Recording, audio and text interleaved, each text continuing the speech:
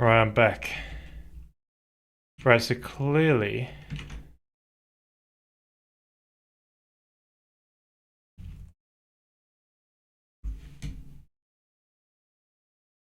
Alright, see how that is there. Hopefully it streams back. I think it says it's back.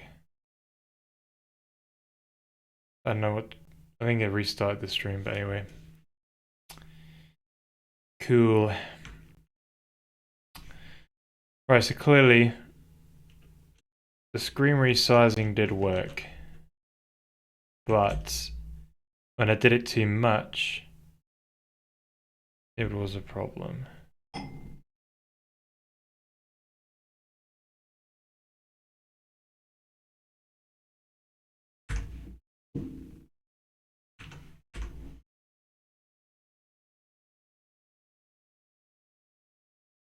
Okay. Right, I don't know why in the past then it was clearly better.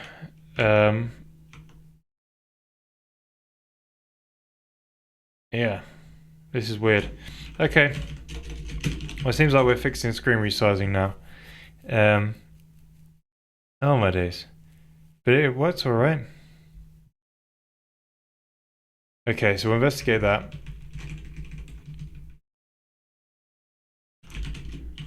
So switch back to main. Yeah, that's right. Let's get Helix open and go into the graphics side of things, maybe. GPU.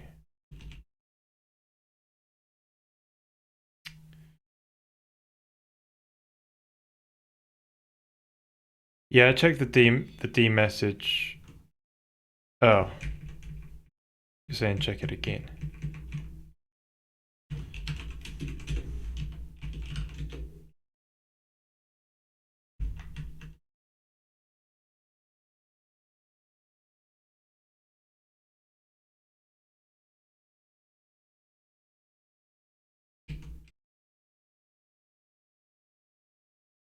Yeah, that failed to initialize parser was the previous one that it got.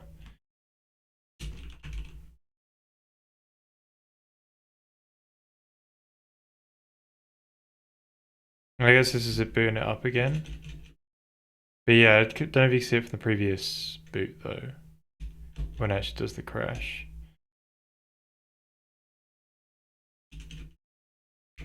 But yeah, failed to initialize parser. That's what I had before. What I was encountering in the device lost. I don't know.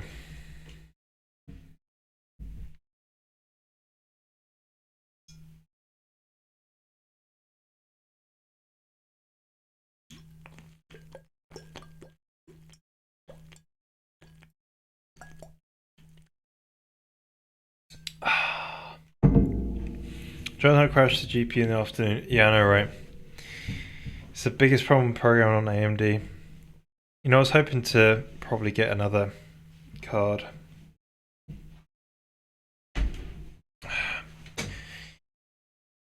Yeah, maybe I should have ordered a different graphics card and then it wouldn't have these problems. I think it's just RDNA 2 that's got the problem. Hey Jamega, yeah, it's definitely been a while. How you been? How have you been? How's the UK treating you? Alright, let's get some music back, hopefully. No, actually, we'll live without music because it could die any moment again. So, how does the resizing work? Well, frames start. Right. We do like wait for 2 frames to go to finish. Right, this might be the problem. It's probably still doing stuff with the swap chain. Oh no, wait for that stuff anyway. Then we acquire the... Yeah, there's that thing we looked at, right? Then if it's out of date, then wait for device idle. So when we wait for device idle technically the presentation engine can still probably be using the Swapchain or something dumb like that. Maybe we should look into this today.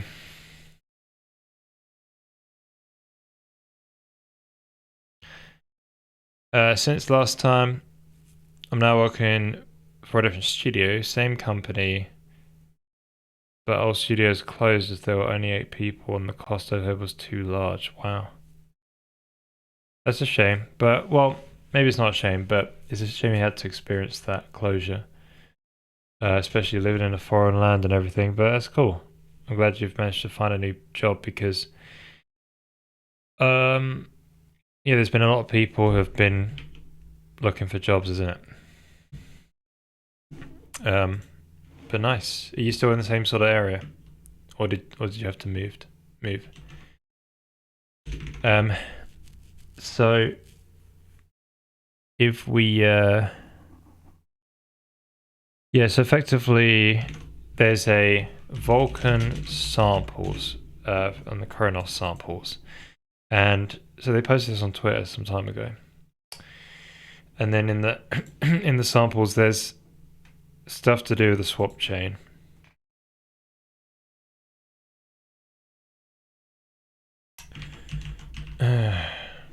Swapchain recreation. So this tells you the way you should do it, and the way you can do it easily is with Swapchain maintenance 1, but this isn't supported everywhere, so you have to understand it and then figure out how do it properly. So I think this is the problem because I didn't do this. So I just want to investigate and see if by understanding this, it allows me to understand where my code is wrong. So how my code basically works is at the start of a frame. So we wait for 2 frames ago to finish on the GPU, and it should be finished by now, right? But we'll wait there just in case, or if it's not. Then we require the next Swapchain image. So hopefully, right, the way it should be paced is the GPU is rendering 1 command buffer while the CPU prepares another command buffer.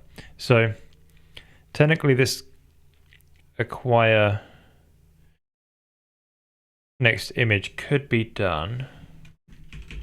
So I'll put to do here. To do move this to the end of the frame. Maybe, oh no, because you get the size of the Swapchain from this. So we could guess the size of the Swapchain, and then no, yeah, just use the previous Swapchain.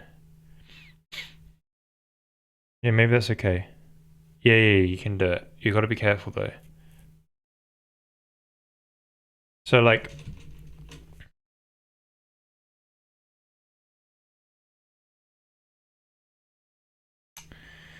essentially, you only need to know what image you're going to render to when you record into the command buffer the Swapchain image, right? So that is technically at the end of the frame. So we could just move it to the end of the frame, but there is a bunch of like window sizing code. What should we say? There's the dimensions of the textures that we're going to be rendering type of code, and if the Swapchain is bigger or smaller, I guess we'll have to do something where we either crop it or just render it where it's got a bit of a black border, which is okay if it's resizing the screen maybe, but that could be some interesting thing that we do. So move this to the end of the frame such that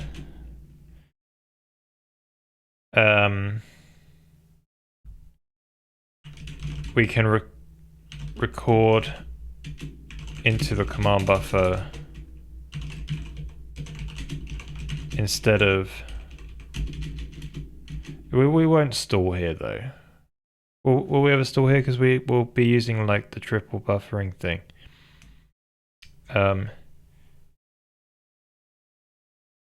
Does it depend on the queuing mode?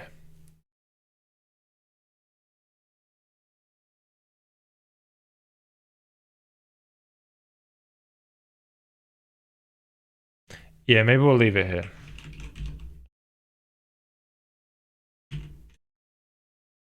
Right. Let's VKQ mode.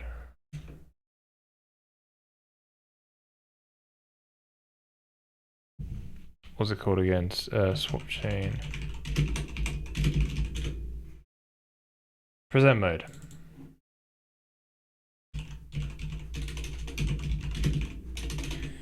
Yeah, so you have like immediate, mailbox, FIFO, and yeah, well, the fact you've waited for 2 frames ago means that if you're double buffering it, it shouldn't really block. Potentially. It might be something, there might be something to do with that presentation engine thing again, which we've got to read about.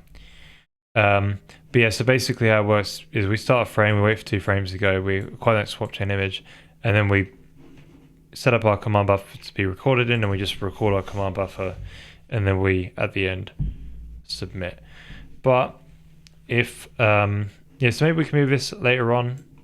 It would be, maybe it would be a good idea, I don't know. But if you get a out of date error or suboptimal, we go, right, wait for the device to be completely idle. But I think the swap chain is still being used by the presentation engine thing. So maybe doing this is bad and destroying it here. And then we basically create another swap chain. There is this sort of old swap chain field, but I've tried using it. It just doesn't seem to make any sense. I think the VK Cube demo actually destroys. Right. Hope this one doesn't bust my machine. But yeah, mine was working kind of like this. I don't know what I did. But yeah, this. I think someone checked the source code and they said it destroys the swap chain first. Yeah, there's some bug in X11 or something which meant you had to destroy it like this. It's weird. Yeah, but maybe that's gone. I don't know.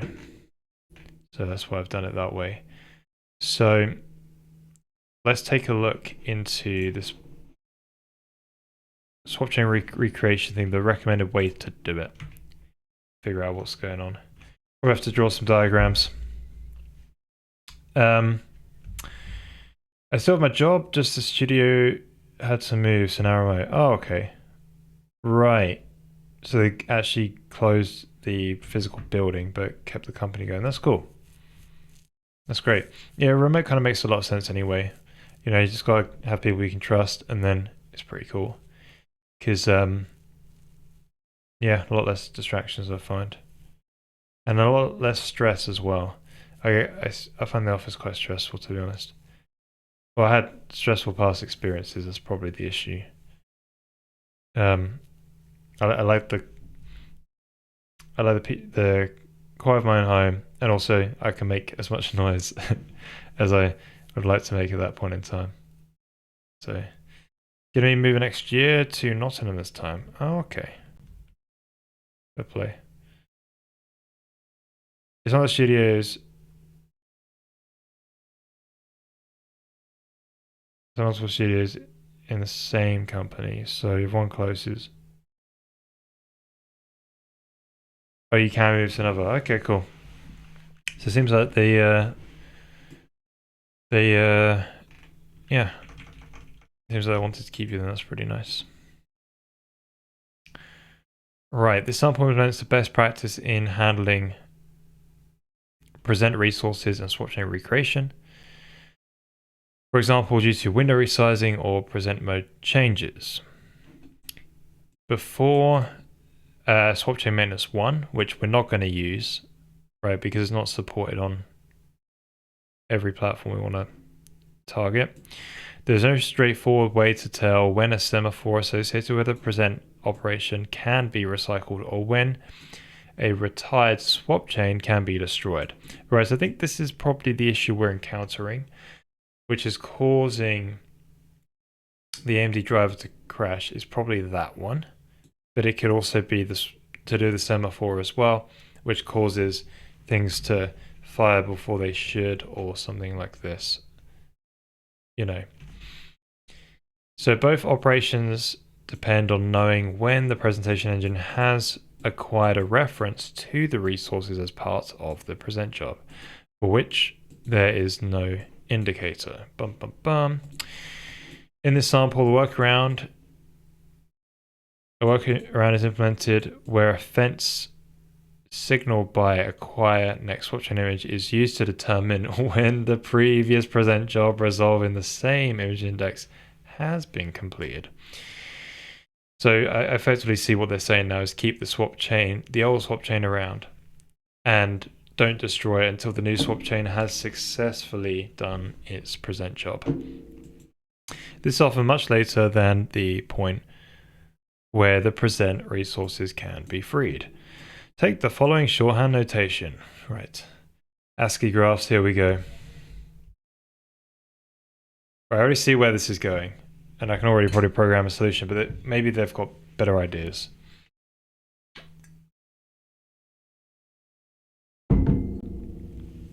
This is the type of thing when you use Vulkan, like, it's an abstraction over hardware, and they even write the abstraction wrong to the point where you've now got to rely on an extension which no one supports. And then classic Vulkan. So, yeah. It goes to show that how complicated GPUs are. That you couldn't. Yeah, designing an API is very hard to support everyone's needs, and you just miss things.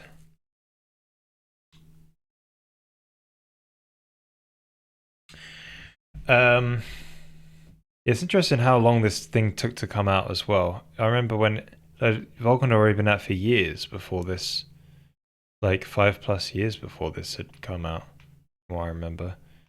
That's as memory serves. When did this extension come out?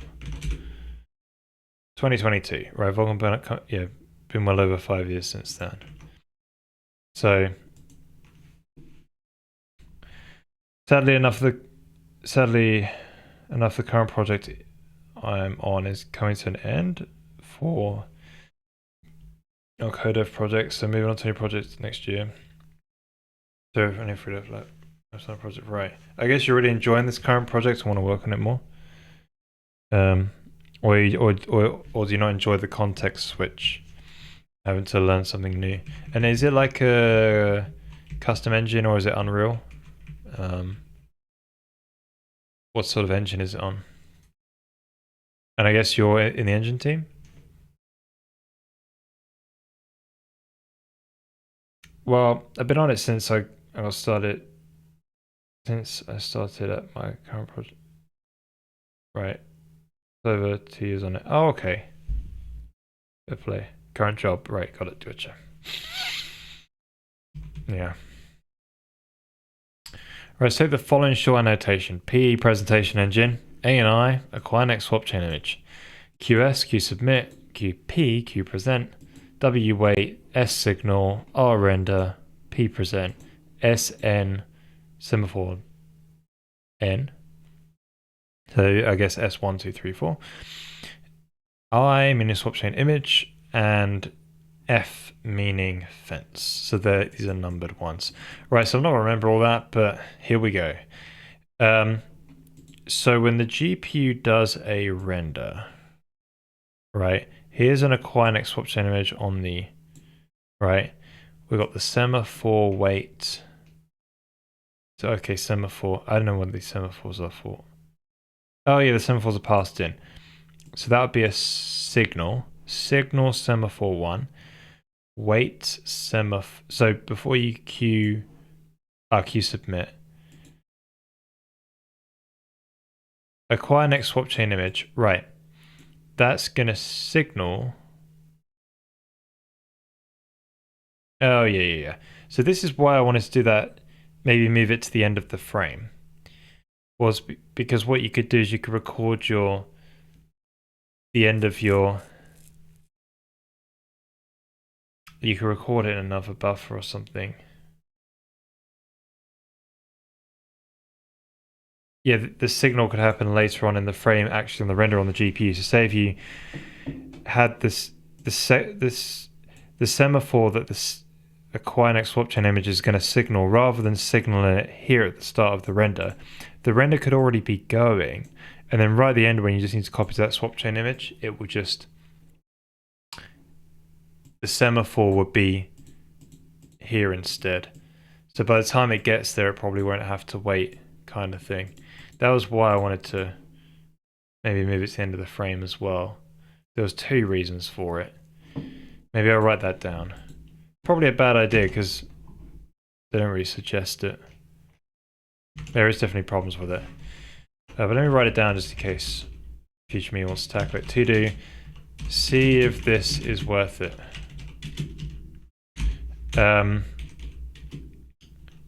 Move Swapchain. Move this to the end of the frame before we use the Swapchain image. Right.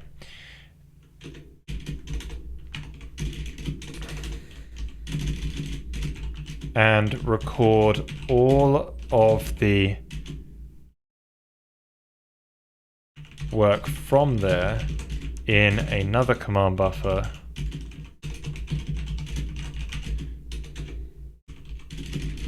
that gets signaled.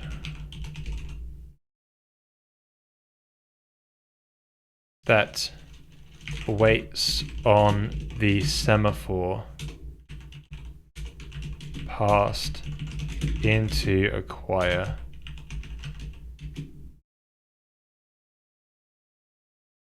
next swapchain image. This could allow us to wait less for... This could allow us to get on with recording and executing the command buffer while we wait for the presentation engine. But I need to think about the different present modes more and know if this is an actual reality.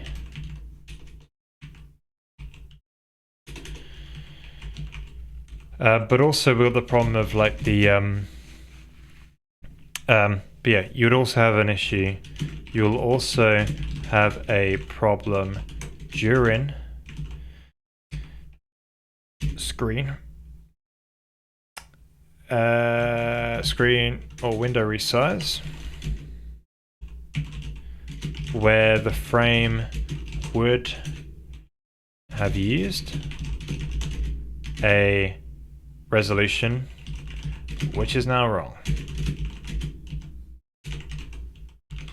So a crop or black border would be necessary. This is the word where my brain just necessary.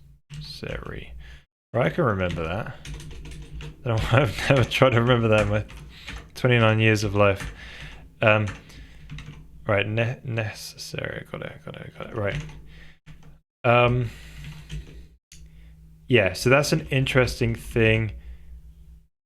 You know, we're not going to do that now. There's no point. But if I've got some spare time and it seems like we can, I don't know, have a play with that, we might do it.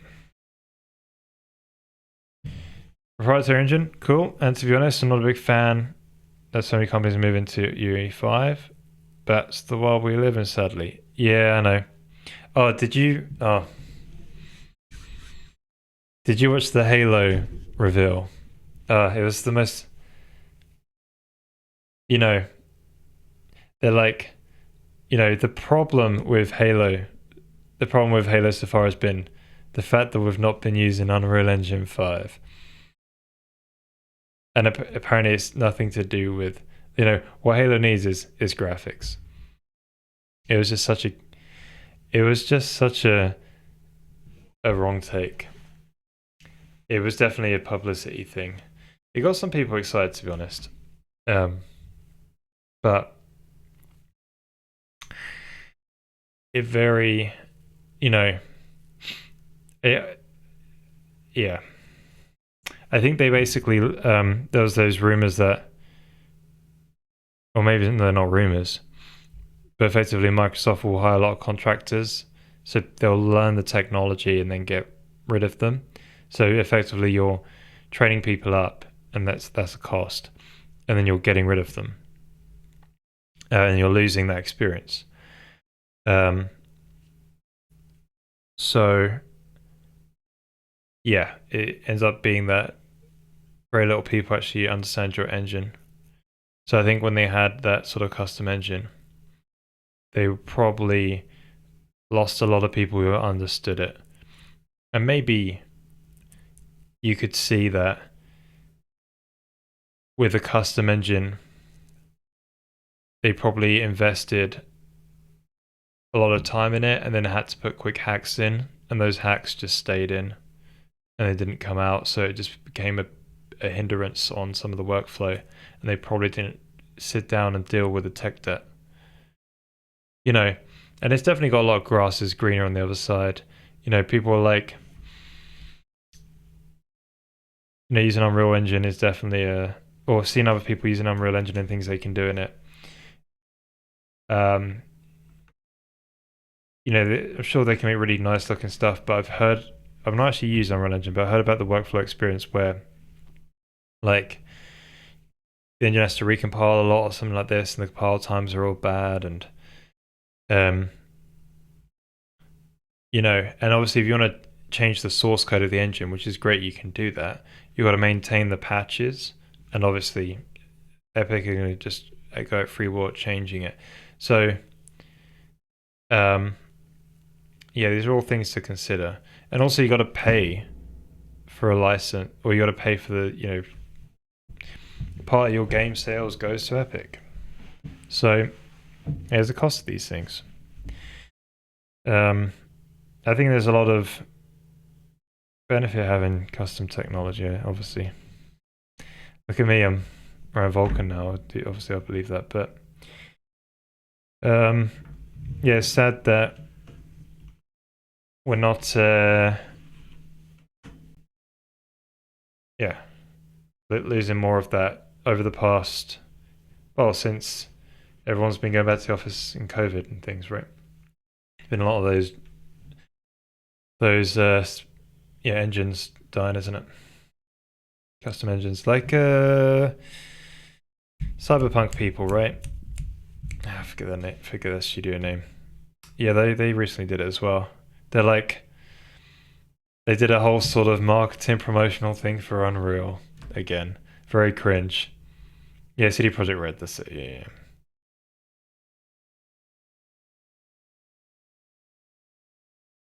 Remember when people started to say games feel like a unique game? I feel like we're also going to get to a point where games, well, they've already been feeling like that, right? You had like that Sonic game where it had like uh, get the name of that as well. Names, I'm really bad with names, like especially people as well. But Frontiers, Sonic Frontiers.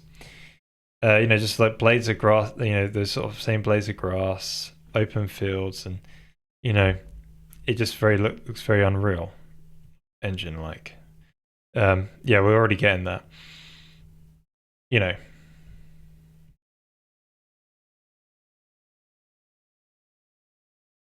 the project I'm going to be working on next year is going to be Unreal Engine 5 project, so you're going to experience it. Fair play.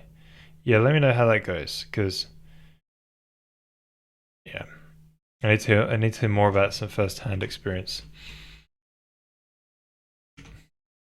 We've been modifying the Unreal Engine very heavily for my current job, and I don't find it a big deal to update to the latest patch so far. Oh, okay, interesting. Yeah, so I guess, yeah, I guess it could. You say you're doing it quite heavily though. Fair enough. So maybe, but yeah.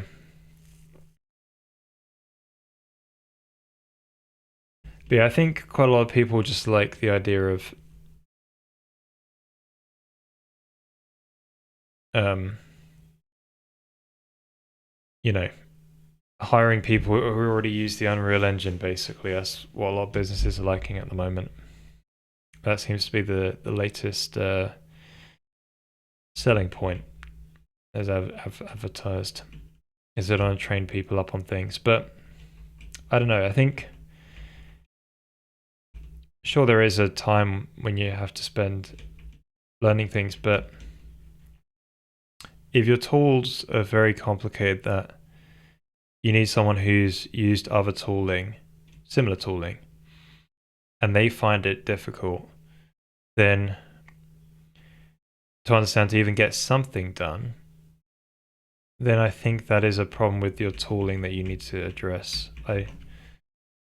Yeah, I've seen onboarding go fine on custom technology.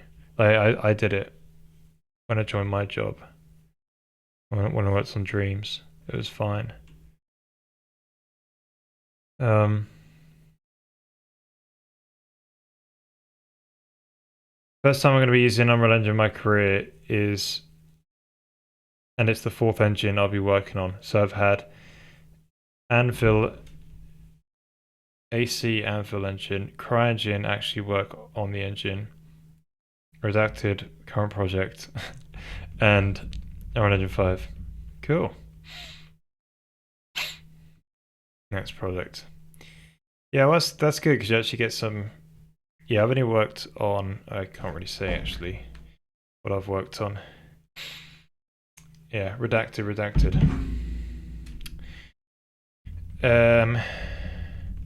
Currently, adding new shading models can make a huge difference to your game and not look like generic Unreal. True.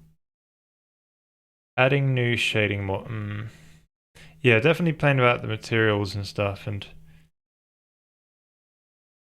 choose that artists love Unreal Engine tools like Material Editor and Niagara, and it's hard to convince them. Yeah, no, I heard from someone at work. He said that the artist Epic did a really good job at marketing to the artists and getting them on board.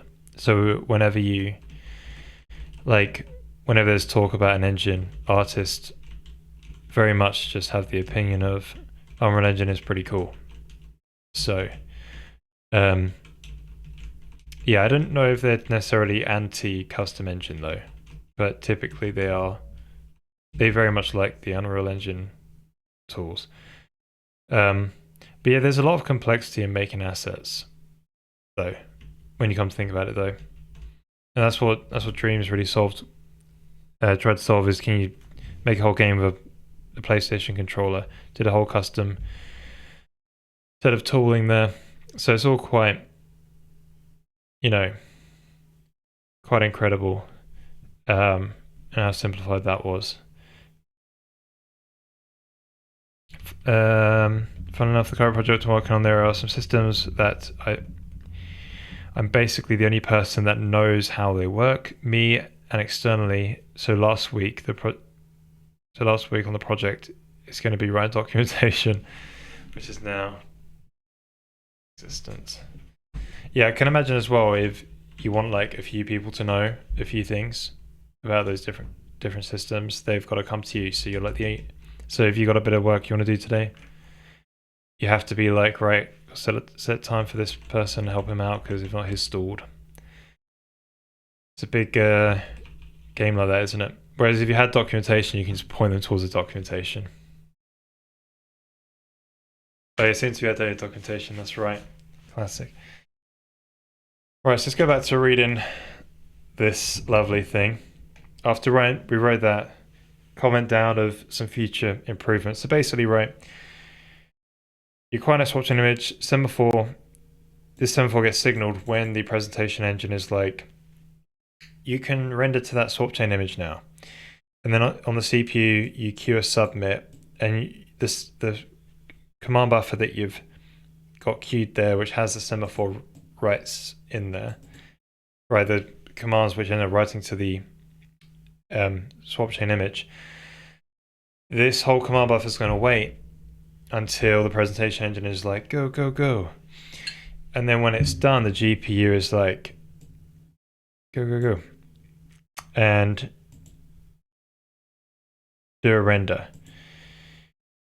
And then a present. And this is, you're saying you do a queue present. And don't take this for scale though, because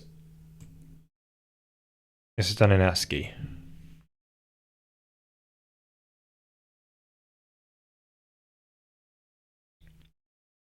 And when the queue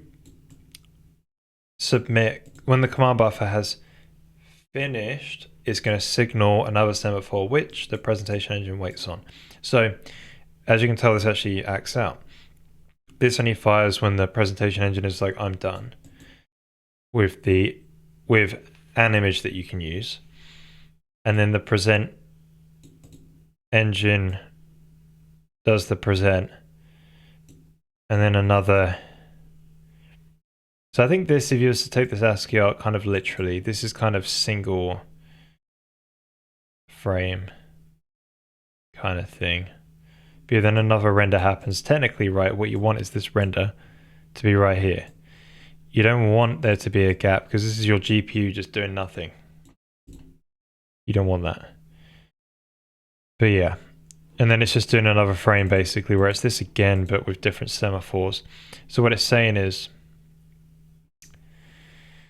right, so remember what they were saying is there's no way to tell from the CPU side when the presentation engine is done with semaphores S2 and it's just S2. And when the swap chain is done or something like that. So like, say if you did the resize and it was out of date.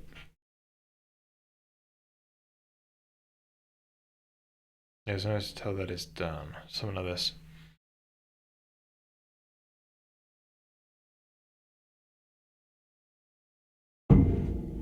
Right, the following holds.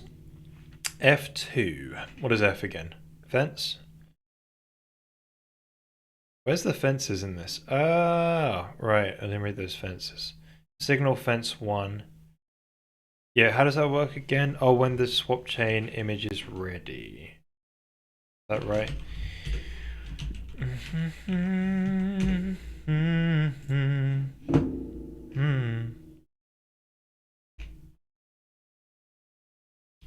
Yeah, they're not really going to tell me in this documentation, isn't it? You have to jump to the...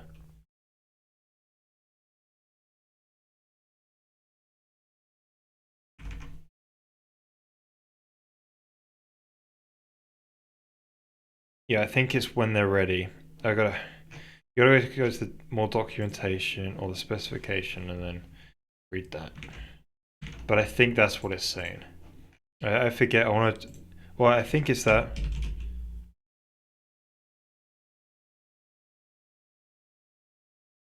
In this sample, a workaround implemented is where the fence is signaled by to determine when the previous job been completed. Right, that's a solution to the problem. Alright, let's look for the fence.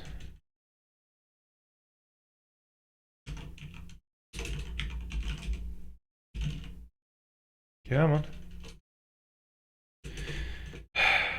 We need the chunk to spec. I spelled acquire wrong.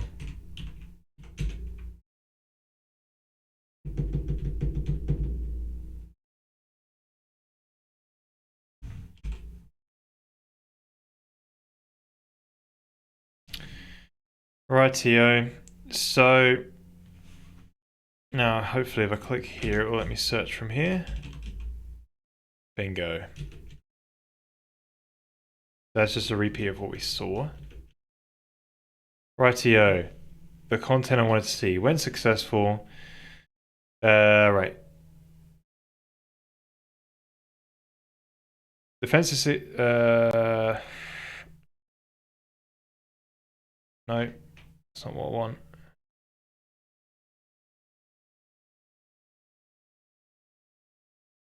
Must wait until either the semaphore or fence is signaled before accessing the image's data. Right, there's our answer.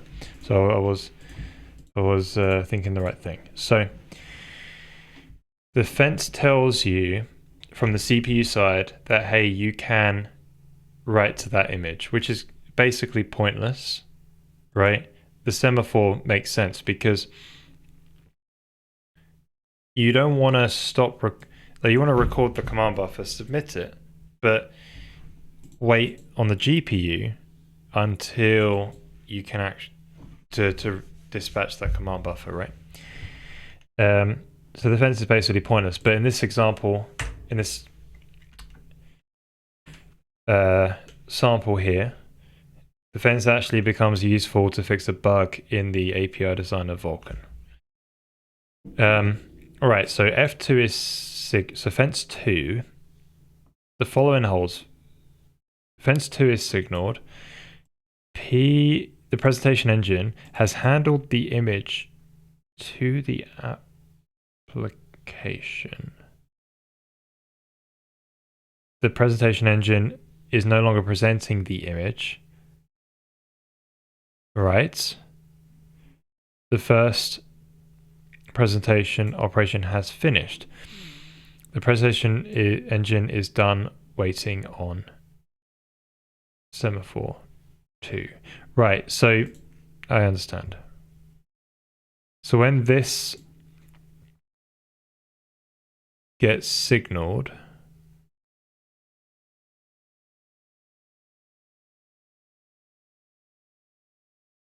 the image that he gets back, image 0, 1, 2, or 3, or whatever, of the swap chain, will we know that one, right? Okay, is done being used. So we could destroy that old semaphore.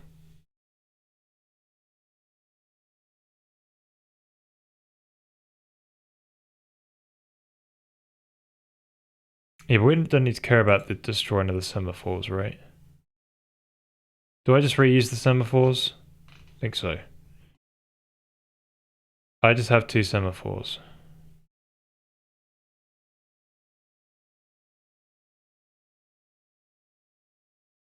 So I just create them. Oh, they get destroyed. Okay. Right, this is a problem. Right, so we've got to rewrite that code as well. Right, see where they're going with this, but maybe they've got a better way. Well, we're getting near the end anyway. Since the fence is not actually known at present time, the presentation operation is kept in history without the associated fence. Wait, did I misreading something? Right. Yeah. At this point, we can destroy or recycle semaphore 2. Right, so when... Yeah, so after it's actually done these 2 frames, we can actually destroy S2 because we know S2 is done. So it's not enough to know that this one is when this one is signaled to say that this can start, right? But you know it on the CPU side, then you're like, right, now this old one can be get rid of. This is just bad. And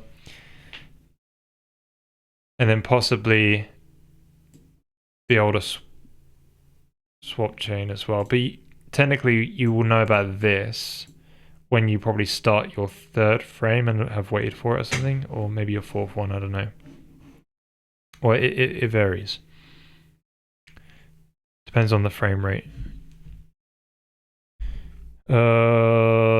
Since the to implement this, a history of present operations is maintained, which includes the wait semaphore used with that presentation. Associated with each present operation is a fence that is used to determine when the semaphore can be destroyed, and the swap chain if it needs to be destroyed, right? Since the fence is not actually known at qpresent. Yeah, when you submit the qpresent, the present operation is kept in history without an associated fence. Since the fence is not actually known at qpresent time,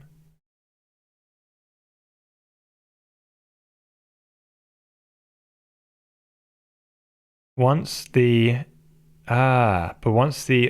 acquire returns the same index, the fence is given to acquire next image, is associated with the previous qpresent of that index. Right. And then when that one is signaled. Right. Got it. Right, I see how to program this. This is just okay. After the present call, a present history is inspected. Any present operation. See that present. I don't know if you do it after each present call. Any present operation whose fence is signaled is cleaned up. You could do it anywhere really. You start the frame. Another place you could do it.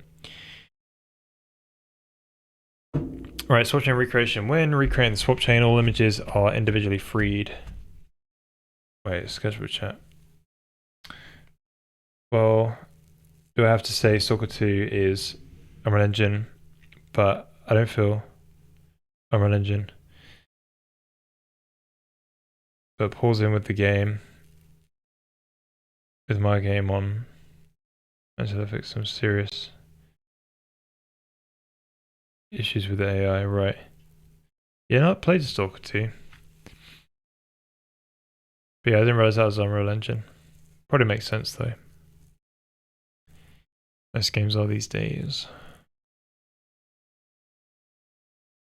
Right, we're recreating the swap chain. All images are individually freed and new ones are created.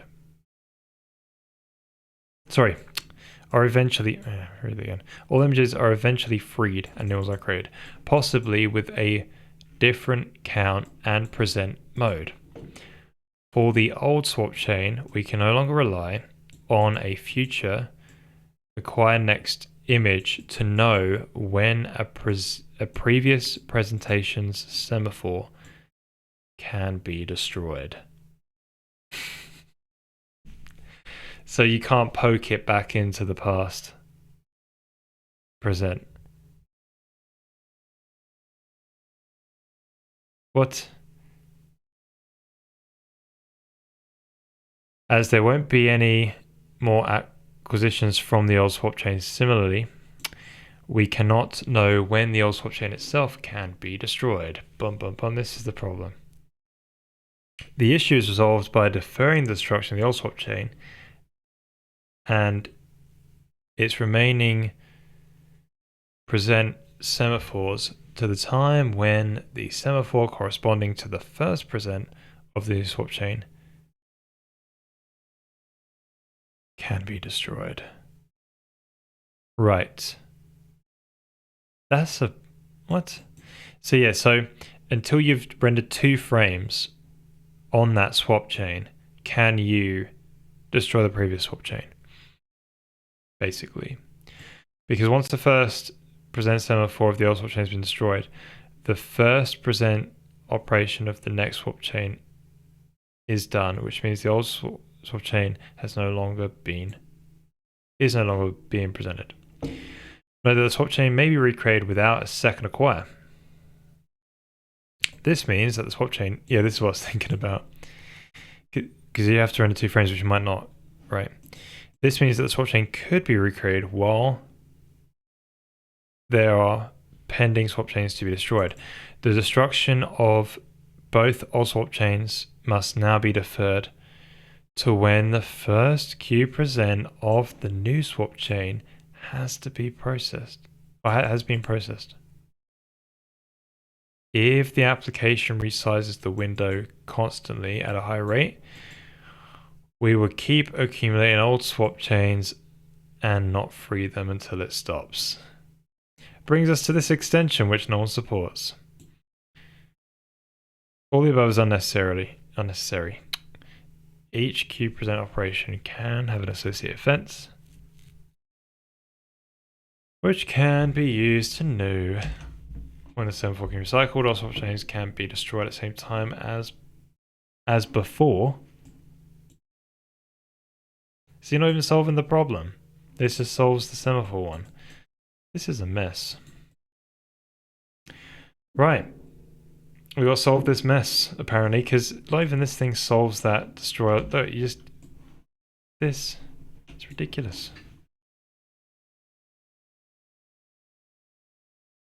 Yeah, I know, right? But...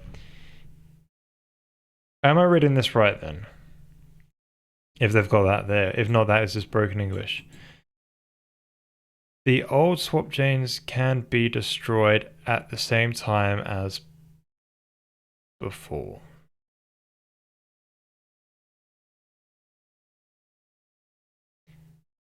Before what? You talking about in the previous sentence? I don't think so. Because you would say alongside the semaphore. You've got to do something like this, I think they're saying, which is not ignoring all the above. But anyway, we're not using that extension because if you take a look at GPU info, take a look at the extensions, what you find out is this thing is 23% supported. I don't know what drivers. I don't know. Does a 1080 have it? Right, 1080 doesn't have it. 2080 doesn't have it. 3080 doesn't have it apparently. I don't know. Or maybe it didn't have it in the past. Maybe they added support for it later on. I know it's hard to tell with this website these days because it's just got so much data that... Yeah, they've got newer driver versions now, so maybe that's not... Yeah, I think this website needs to be improved because, like... Oh, it's not even showing up here.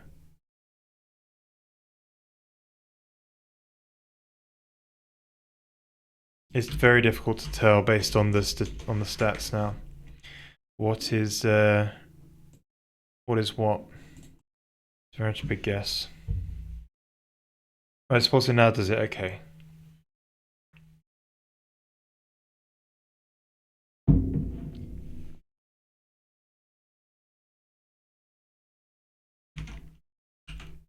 Well, that's a bugger, isn't it?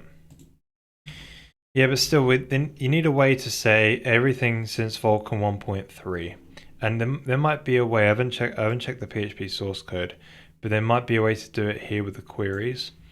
But there's not, from my understanding, a way to say exclude every Vulkan 1.0 device, right? Because there's tons of them, which, you know, that'll be pretty nice. All right, 2023, fair play. That's cool. Well, that's great, but I don't think based on this, we can just get away with this anyway. I'll check the. Let me check this.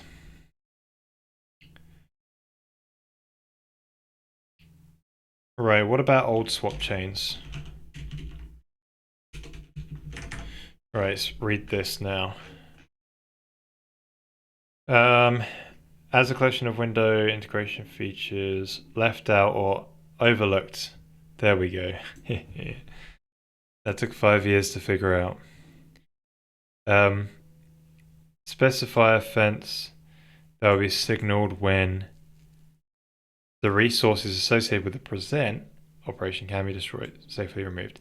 This reads like it's me that the swap chain could be removed, but we'll see. Allow changing the presentation mode the swap chain is using at a per present granularity. Allow applications to define the behavior when presenting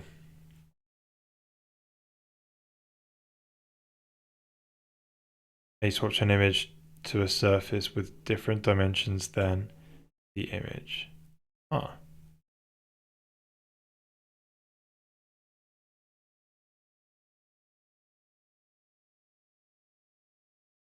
In different dimensions than...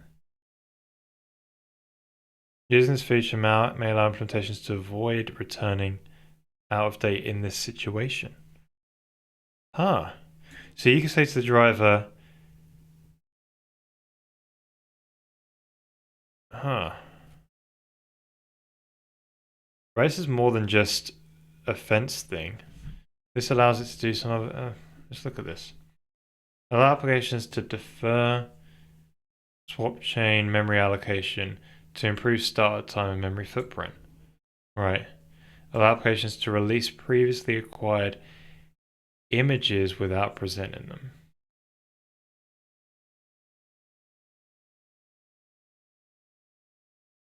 I don't know why you'd want to do that. Oh, you might want to read a previous swap chain image for reasons. Right, I understand. This is what No Idea would want when he did his UI thing, I think. Huh. I'll let him know. Maybe he's in the chat. No, it's not watching. It's alright, I'll let him know in the Discord. I think you wanted that for some UI thing. Ah, you're in the chat. Oh, amazing. Now, I remember when you did your UI renderer, you wanted to do it in OpenGL because Vulkan didn't have that feature where you could read the previous swap chain image. This looks like it does with this extension. Which I want to probably look at the compatibility again, because if it saves me writing a whole complicated system and all the hardware is going to support it, maybe I'll just use this extension. But I don't know if it is. But yeah, it says allow applications to release previously acquired images without presenting them. I don't know what that means. Release images. Release a previously acquired image, but unused images. Alright, it isn't then. Yeah, maybe it's not. Release previously acquired but unused images. Only images that are not in use by the device can be released. Released images are read-only operation. They will not affect the content of the released images. Upon reacquiring the image contents and the layout will be the same as they were prior to releasing it. However, if the mechanism other than Vulkan is used to modify the platform window associated with the swap chain image, the content of all present images in the swap chain becomes undefined. This seems like it could be what you wanted to. Yeah, probably want it for FIFO. Yeah, you'd need like because it would be, yeah, maybe. Yeah, I think this is what you wanted, maybe. Look at the old swap chain image. But yeah. Right, so let's look at the other features this thing has.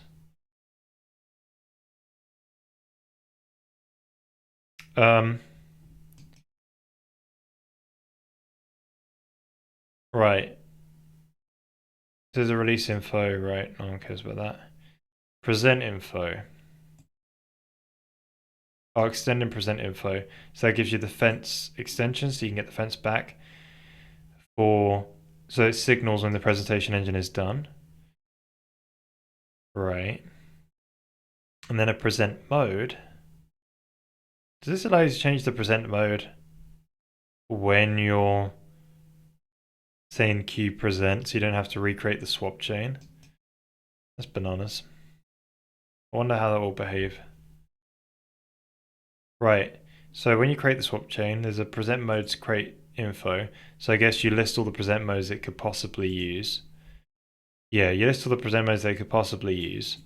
So I guess they can do optimizations if you only list one. Or two, or something like that. Or if you don't list a certain one. Then there's a scaling create info, which allows you to say, change the behavior of how the present can work if the dimensions change. This is the one I want to understand, because this I didn't think this would be in here. When the application presents a swap chain image with dimensions different than those of the target surface, the behavior is possible. Sorry, different behavior is possible on different platforms per their respective specifications. Huh.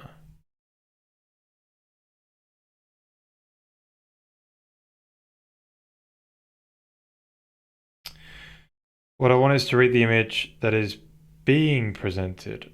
Right. Oh. I see now. I see the difference. Wouldn't you want to do this releasing when you're getting out of date? At the start of a frame loop. Decide to recreate.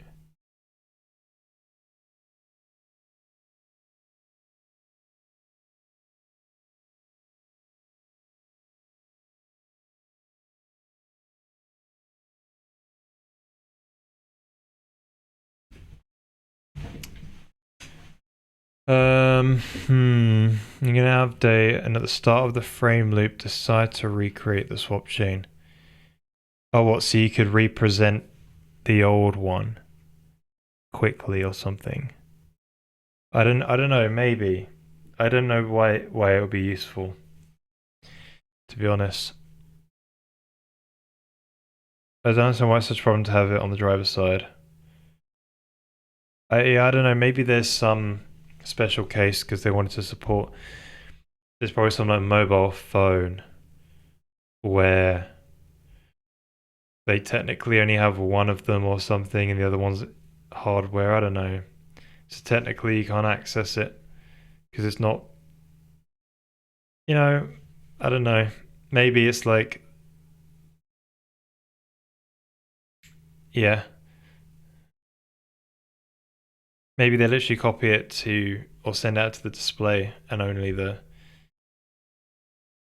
in FIFO there's only actually one in memory or something. I have no idea how it works. Rather than just keeping it in memory, something like that. But they could probably make an extension, right? And then most people could support it, where you can read the image that's being presented. So this scaling thing is an interesting thing. I want to learn about this. Not that I want to use it, just to be interesting to see what more things are added into Vulkan.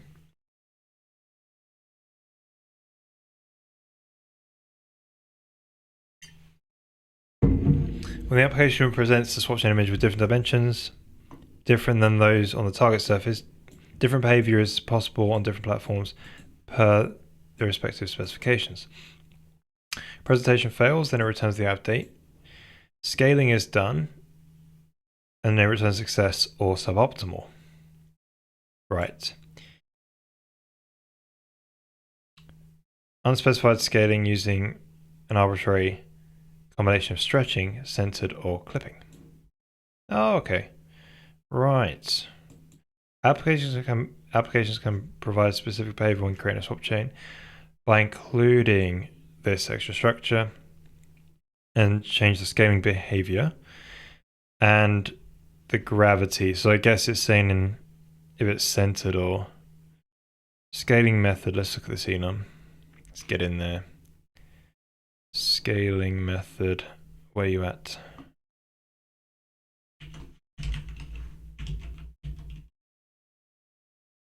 Also scaling flag. Right. Savaganda. 1-to-1 aspect ratio stretch. 1-to-1.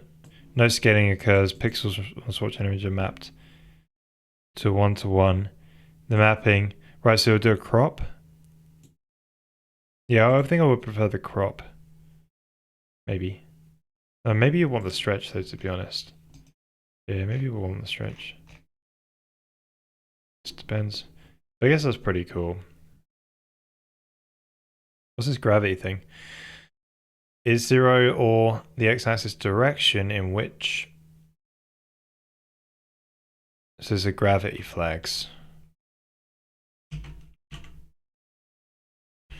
Gravity.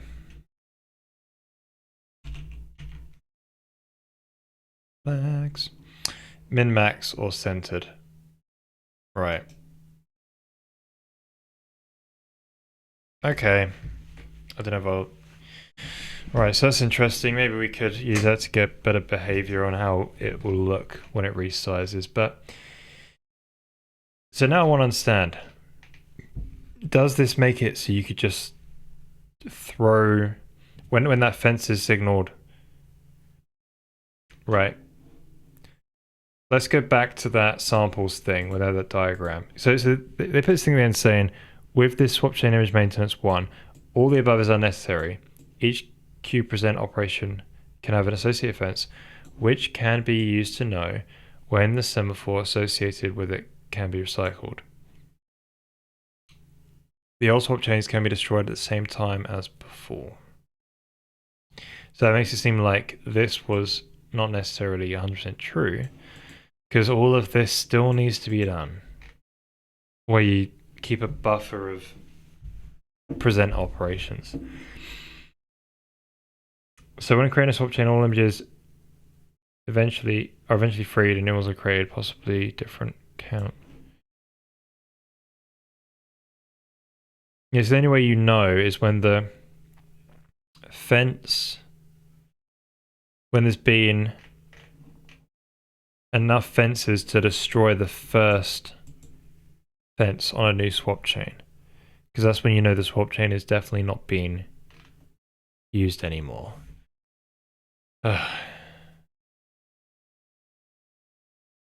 So I wonder, so the problem was to do with this fence, what was it? So because CPU side, you didn't know when this finished, is that right? The presenter finished.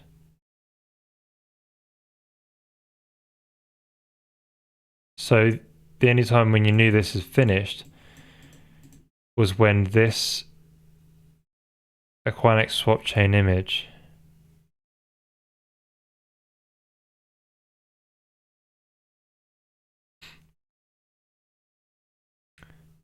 had signaled your fence to say that you can actually start the render now, but you'd obviously want to have queued the command buffer already on GPU, and that's what the semaphore is for, to wait on that GPU side. But the fence is basically useless, but here it actually solves the problem, where because this one is signaled now, it means that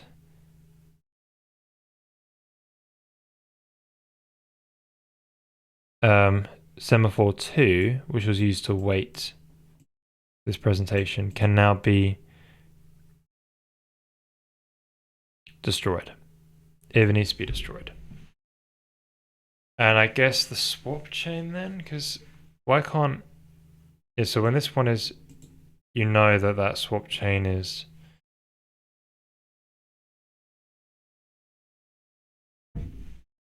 you know that swap chain is... Yeah, so maybe the maintenance one does work because you know when to destroy the old swap chain. That's the way it... Yeah, understanding this. Okay, so that just sounds... This just is confusing, this sentence here.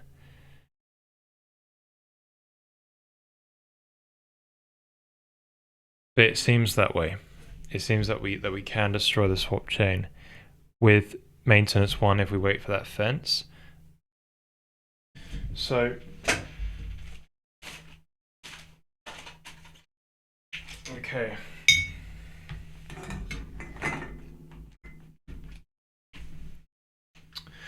Right, so I guess the next thing to do is figure out, can we reliably use Swapchain maintenance 1 for the hardware that we want to support? I do just want to support Vulkan 1.3. You know, is there a way to filter Vulkan GPU info, filter Vulkan 1.3? I don't know if there's a way to do it. You can download the database maybe, but maybe that's the way you're doing it. Or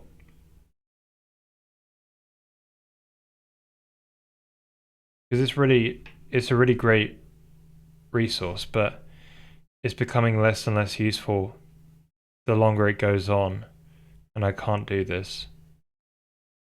You don't even support on Windows. Oh, crazy.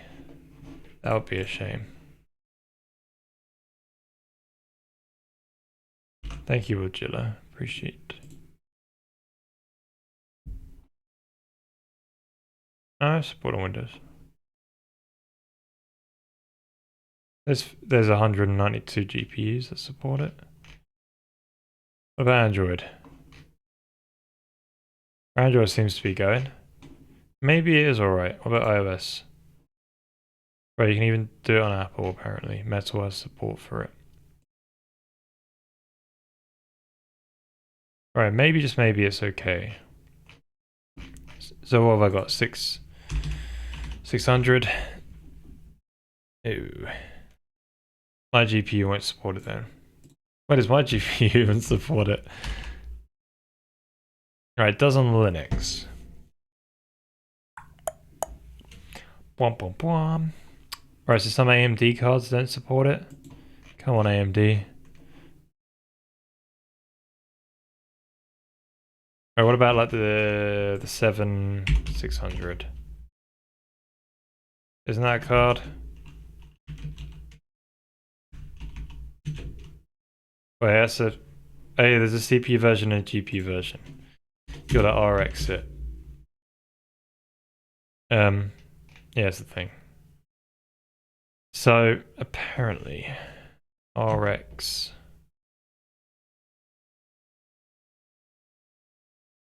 Yeah, it might be a bit funny on Windows.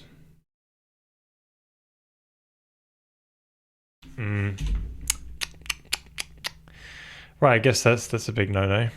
So we've got a hand roll, as we typically do on this stream. Hand roll our own. This is the only thing I don't want to hand roll, but it's okay. Maybe it's incomplete. It could be. It could be. That is definitely a possibility. People on Windows may have not. I don't know. It's been out since 2022. But there's two that support, that is true. Does anyone have an AMD 6600 or 7600, any RDNA 2 or RDNA 3 cards on their machine that they could run and are on Windows right now? They can run a Vulkan info in their terminal and look for Swapchain maintenance 1. And if that's supported. Yeah, and if anyone could do that, I would be eternally grateful. Thank you, guys. Right. I ran out of drink. I want to hydrate. And after I've hydrated, we'll implement this thing. Sorry, I use high performance GPUs. Okay.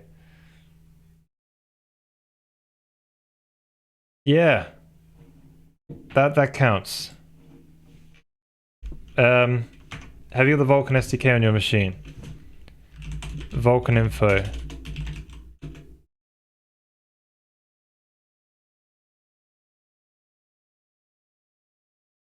It supports it on Linux. Okay, it's great. Yeah, it's must. And then look for that extension. Swapchain maintenance 1. See if it's there, campaign if you can. Yeah, you need the Vulkan SDK though. You might have it.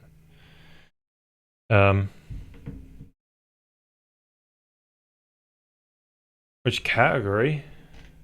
Category? In the extensions. What do you mean by category?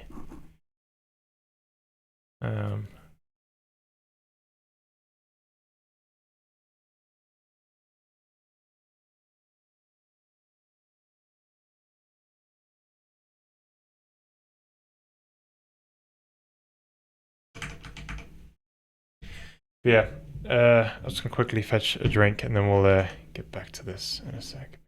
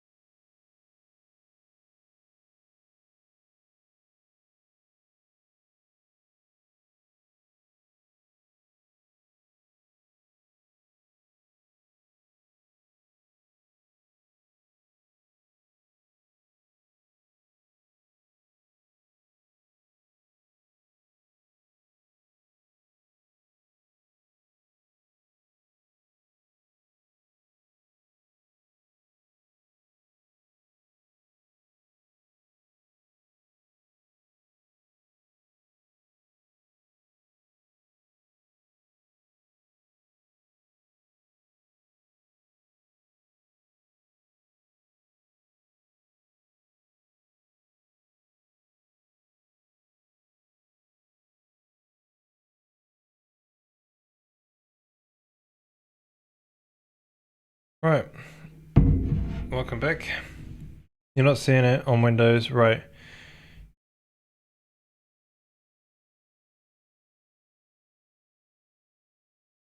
Oh no, if the extension is not showing up, then your card doesn't support it. It's emitted by the driver. You've got the SDK, hence why you can see a list of extensions. Right. So I guess let's get some music back on, since I'm not going to be running the code anytime soon and possibly destroying the stream. That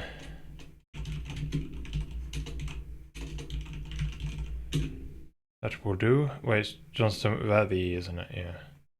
Right. Roll this one. Rightio, so let's implement this. It's just so silly. So effectively, oh, it's just so painful. So the biggest problem, right, is this thing here. If an application resizes the window constantly at a high rate,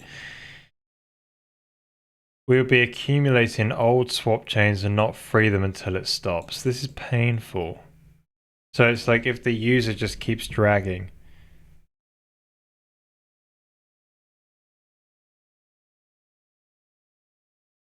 Like, there's no way to technically know.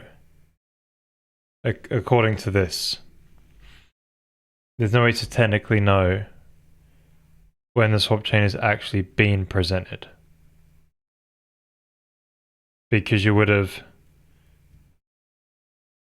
like, surely after so many you could just be like, oh, that's enough.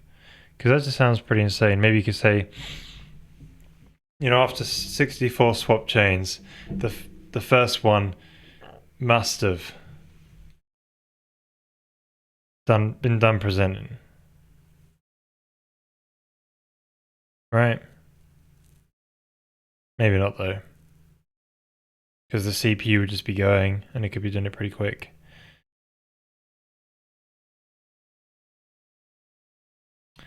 Yeah, wish me luck, please. So this is the biggest problem because it's like I have fixed sized arrays, right? So if the user just drags the window and just keeps doing it, I'm just gonna build up swap chains. And then also the GPU is gonna have or the drive is gonna have a bunch of images that are allocated.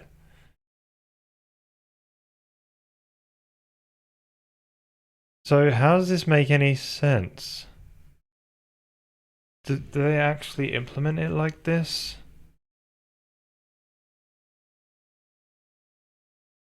But this is just such a... Like, this is where you need to just roll out of 1.4 and just solve the problem. Like, if that is true. This is just...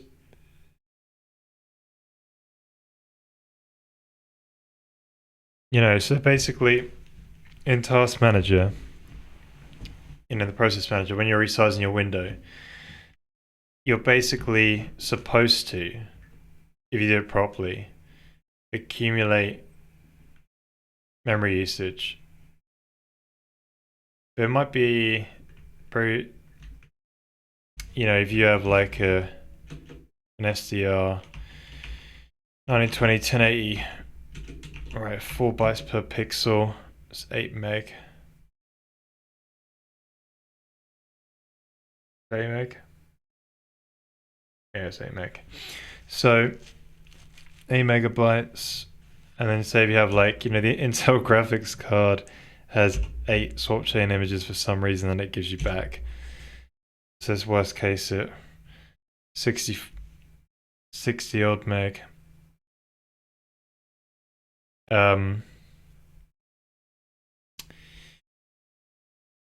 You know, and then when you resize the screen, you're doing that per... Yeah, this is... What, how quickly will you get to a gigabyte? With 60 odd megabytes going... I don't know how quickly it'll go many times in a second, right? This just seems unfeasible.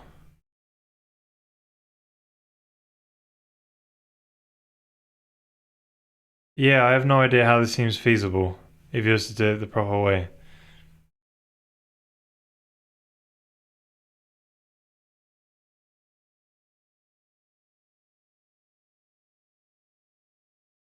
Yeah, that's just bananas. Obviously, there's a way to... If you was to technically follow this, you would get that if I'm reading it correctly. So I don't know. Like every game must be doing something, which is just like they must be using a different method. So one method I could think of is you pace your frames, right? So it could be timed. So yeah, this is okay. Maybe we'll do it this way. This just seems sensible. What did my last frame take? And oh no, yeah. How long did my last frame take? Or sorry, what is my frame time on average? Yeah, but you got to know the frame time though, which means you need to drop markers, and you don't. So you would. Yeah. Hmm.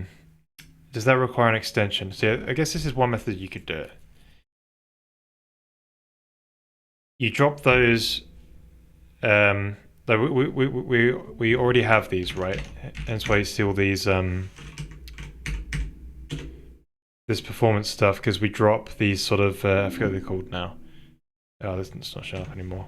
Turned it off. But yeah, we can drop these timestamps, I think they're called, before and after a dispatch, and we could drop it at the start of a frame and end of a frame, and measure how long a frame takes to render. So we could take that number, and we could say times it by. Yeah, but no, you would need. The problem is you would need to know the presentation engine will be like, hey, I present at the refresh rate of the screen, so you need to know the refresh rate, right? And then also like.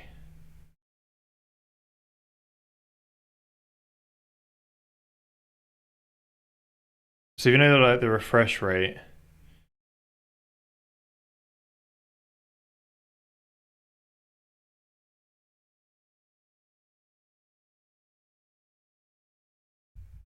You could know when one of the fences has been signaled. When that fence has been signaled, you take a timestamp, and then take the time you have since the last fence that's been signaled. Wait, but then you're just doing the fence thing again.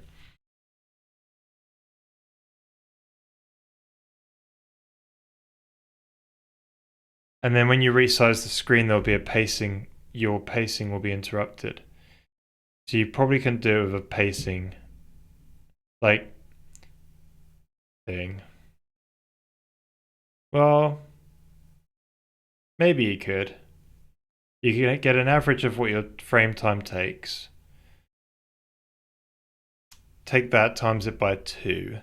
And any swap chain that was made that was finished being used has taken longer than that time. Get rid of it.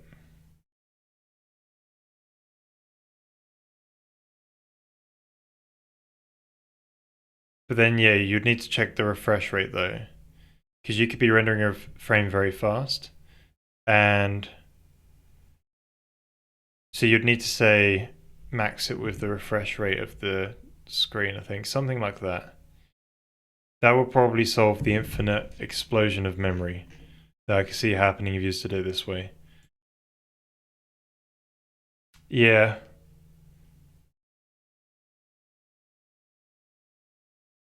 Exactly. If you have a high mono, that will just be like resizing and it'll go boom over in seconds.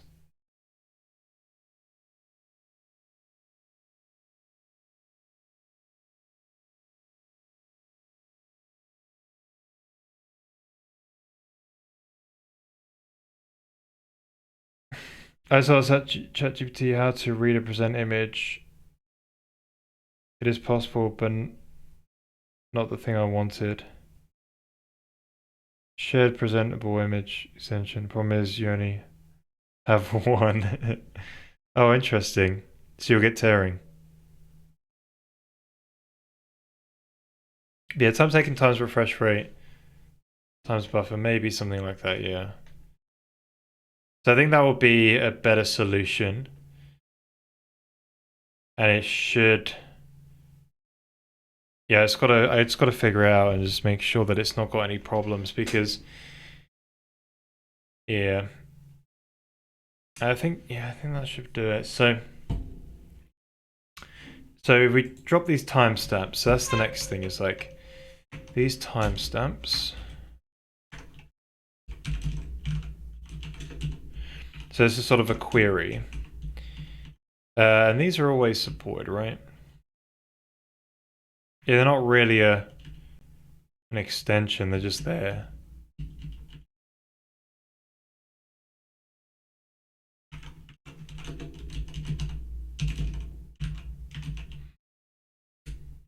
So if we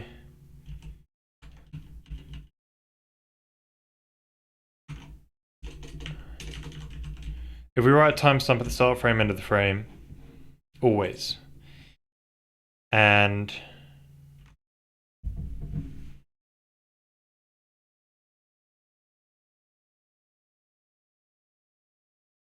yeah, we get that information back CPU side. Compute a running average, just a guess, right? And a running average, just a cheap way of doing it. Times by 90% plus the new time, times by 10%, something like that. So like accumulated time times 90 plus next latest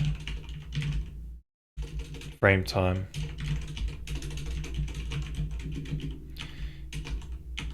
Something like that. So we'll just compute something like that. Then that will tell us how long it takes to render a frame at least. And then you got the refresh rate of the monitor. Right? So say if you just had the refresh rate of the monitor, that would tell you how every time the present is going to be used. Right? So you could just use that. Yeah, so you ideally want both. Right? Because if your frame goes too long and you miss the presentation point, wait, do you want that?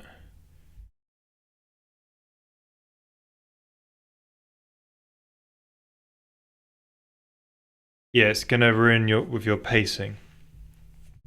So you want to take the maximum between the refresh rate of the monitor and the average frame time, times it by about 2. And then if you have a swap chain in existence that needs to be destroyed, or a semaphore that needs to be destroyed, and that time has finished, then you can get rid of it safely. I think that is sensible. Yeah, I think that makes the most sense. Now we just need to figure out how we get the refresh rate of a monitor cross-platform.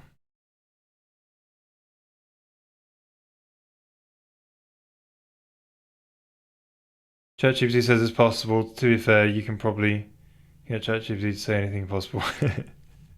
Yeah. Yeah, it's a good way to filter stuff and yeah, it's a good way to search for things that you didn't know existed. And it yeah, definitely does make up a lot of stuff, that's true.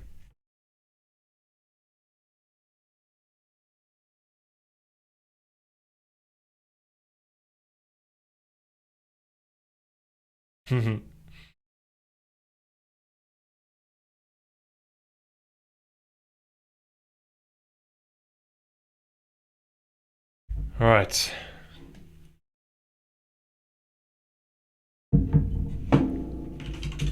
So, X11. Oh, okay, Vulkan.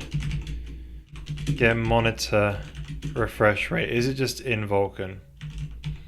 I don't know if it is. They got that display extension stuff, isn't it?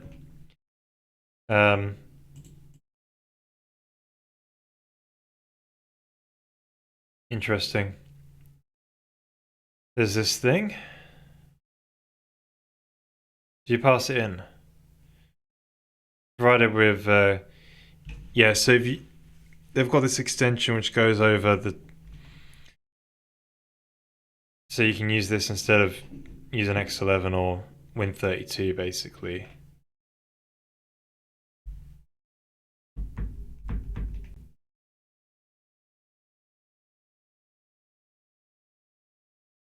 Right. But yeah, I'm not using that extension. X11, Xlib. Get refresh rate.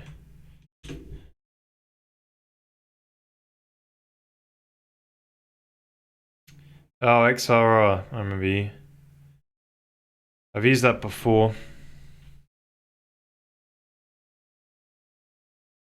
So you can't do it with Xlib, you gotta use XRR, which is annoying. So you gotta instantiate that.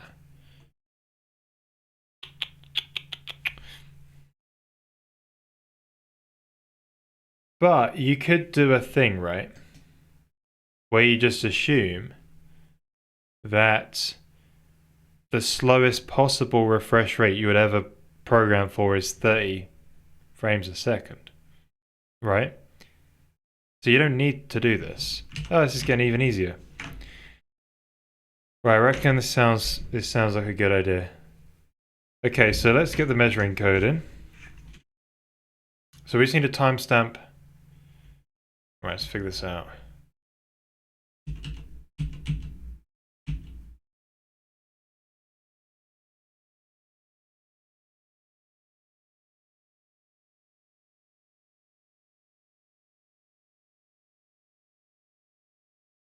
Yes, isn't there a timestamp at the start of a frame already?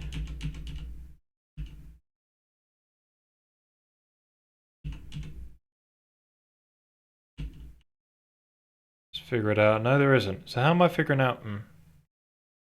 So based on the first... So when I go into gpu.c and I go...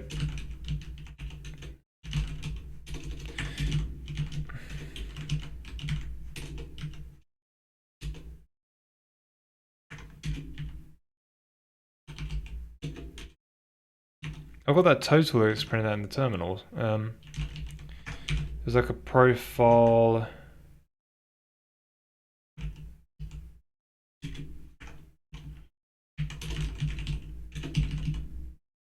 Ah, here it is. Difference in milliseconds, nanoseconds. So I get the first entry and the last entry. So the first entry is the first start. Right, okay, so...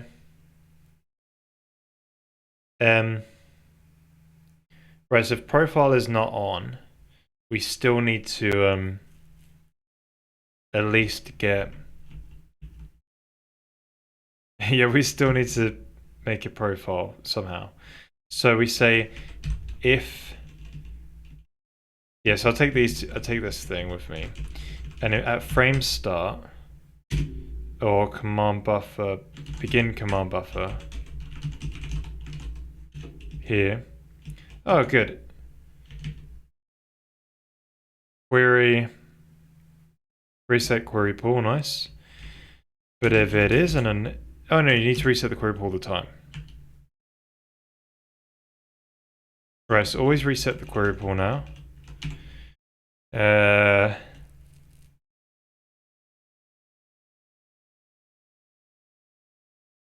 Seems alright. Then if you say if profile mode is equal to disabled. Oh, there's already a whole frame mode.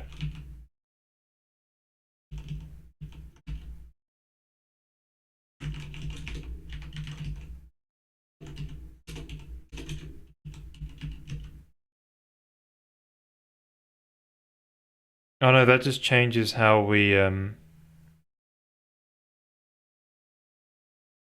yeah, what does that change?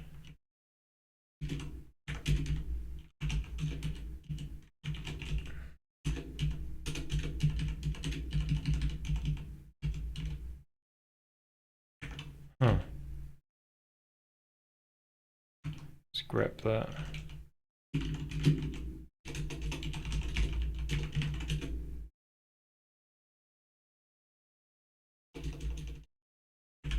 Individual.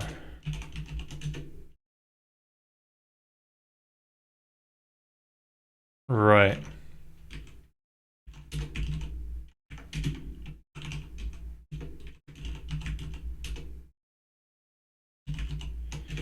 So if profiling is individual shaders, right, we put an extra barrier down. Right. So I think what we want to do is leverage this whole frame mode and never have it disabled. So it's always going to be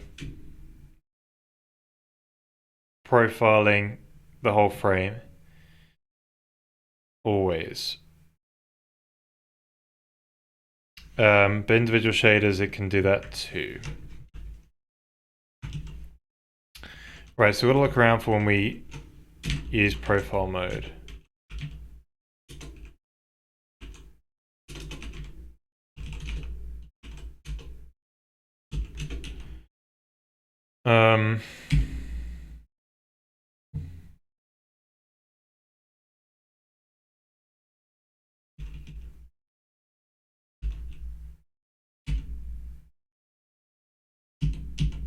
Sweet. Let's go to GPU Vulkan and fix that up. Right, so now this is always going to be in there. Then I wanted to... Alright. I'll go back to that in a minute.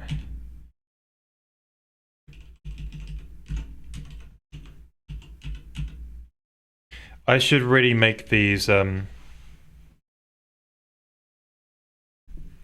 functions, to be honest. It's just a bit silly, all this repetition. So we made these into two functions. We do a start and a stop. Or a command start, command stop. Would make the most sense, I think. GPU Vulkan timestamp.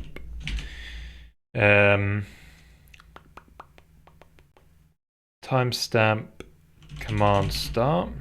So this can technically be used for the whole frame as well. Yeah. So you would say we don't need anything in here. Power of global variables.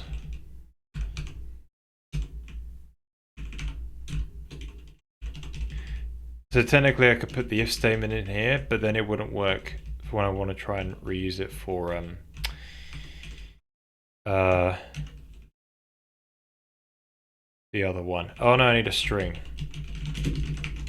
Name. Command name. Why use void parameters? Because in C, if you don't put void in there, it's the same as doing dot dot dot. And I think it puts them on the stack or something. I forget, but it's basically that old KNRC where. Oh yeah, I forget the specifics, to be honest, but it's something like that. Yeah, it's one of those little weird things that C has. Yeah, so technically, you'll be able to, when you do a function call, it will just, if you put stuff in there, technically the C compiler could just be like, oh, that's okay. But Clang actually does an error on it if you don't put void in there now, because they just know it's just so error prone.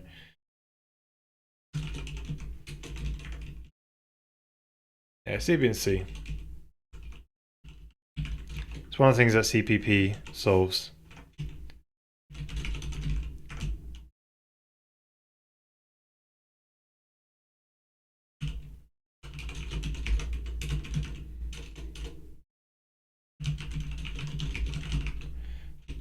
Command buffer 0 Since they got fill buffer command.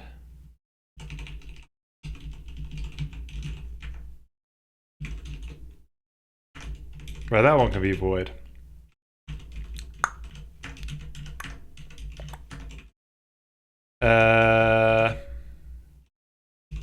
These things, please.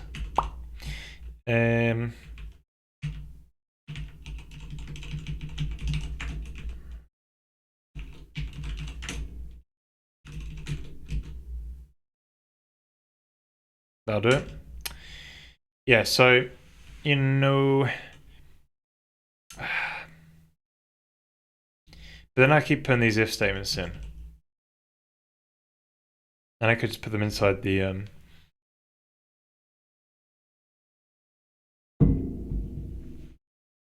call.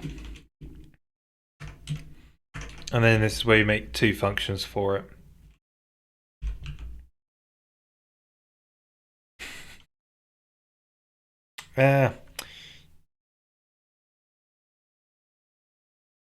I misspelled that.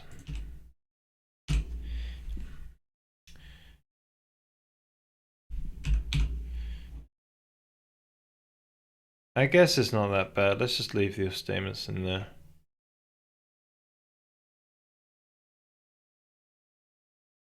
Right, so I've got like an internal header, isn't it?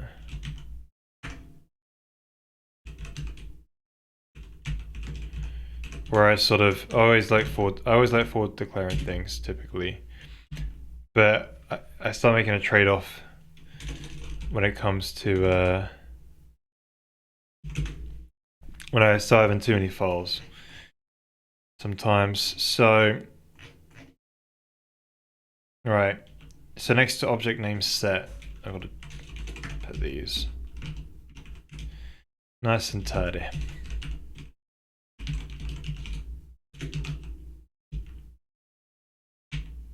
Alright, so there we go. So we can now start using these. Yeah, we'll live with the if statement. So the if statement should technically... it's a big pain in the butt.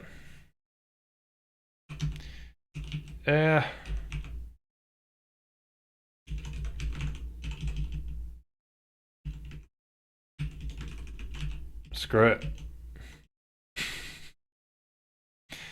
My life.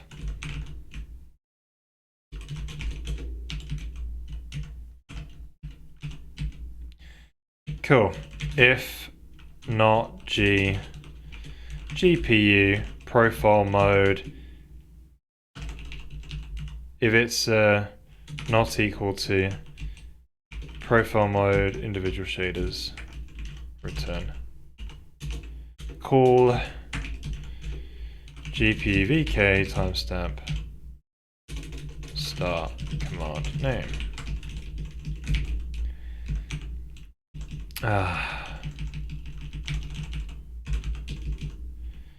Good old code reuse. To make the code a bit neater, I guess. Hopefully the compiler does the right thing. I don't know. We'll live with that. Cool. So this means then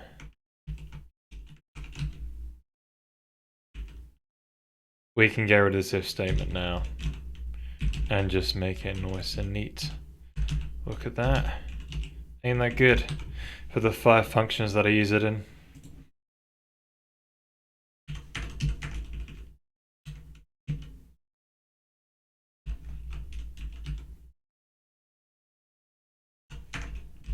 Yeah, I can't decide. Right, so this is ooh.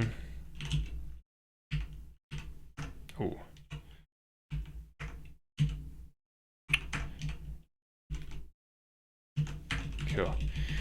And then end.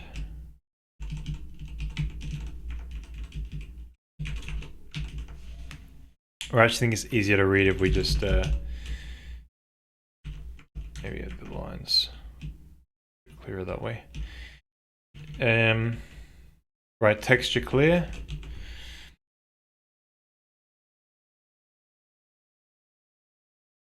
Alright, put the timestamp in here.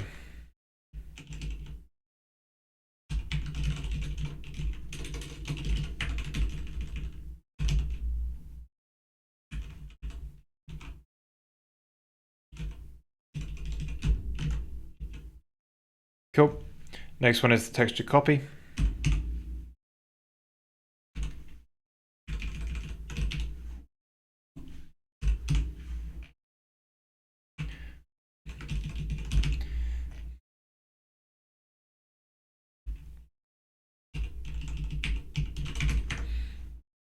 And then the next one is dispatch. Here it is. So I didn't put it around the push constants. Thing where it will upload the push constants, right? Well, put them into the SGPLs or whatever the implementation does. It does on AMD though.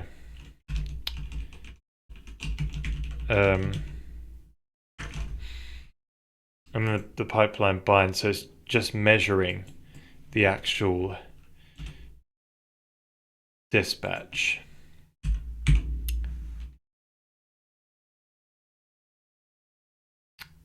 Is that a problem? Well, this is probably kind of constant time anyway.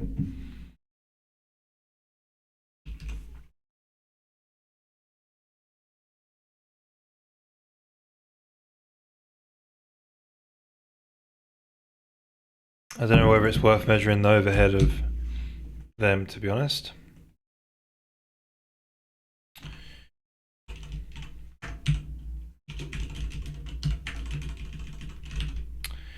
Right, good old indirect.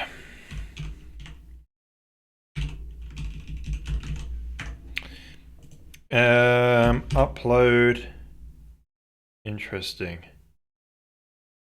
Why isn't this marked?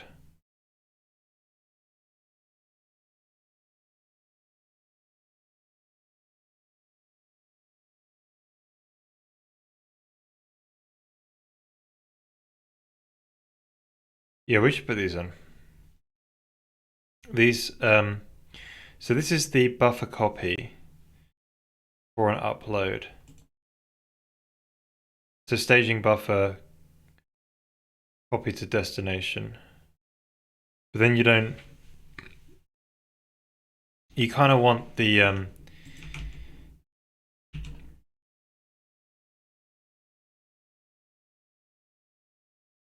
yes, the problem is the names, they kind of got to be static with this current implementation.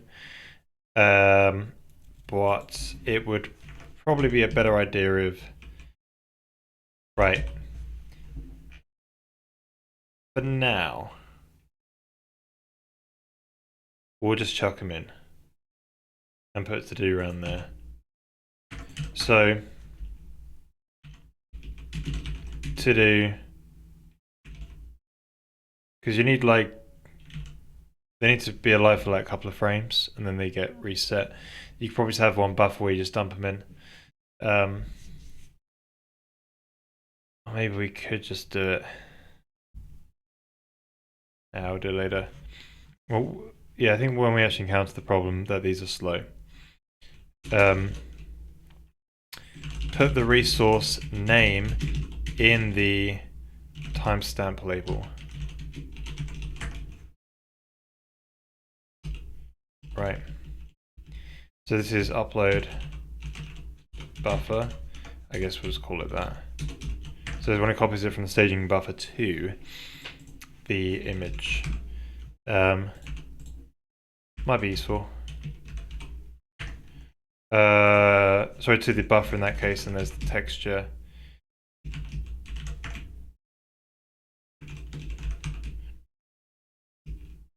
Right, read back, so it's the other way around.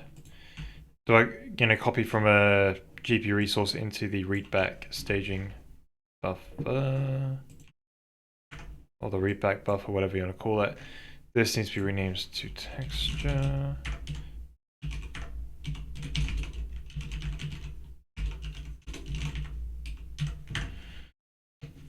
Cool. Nearly there.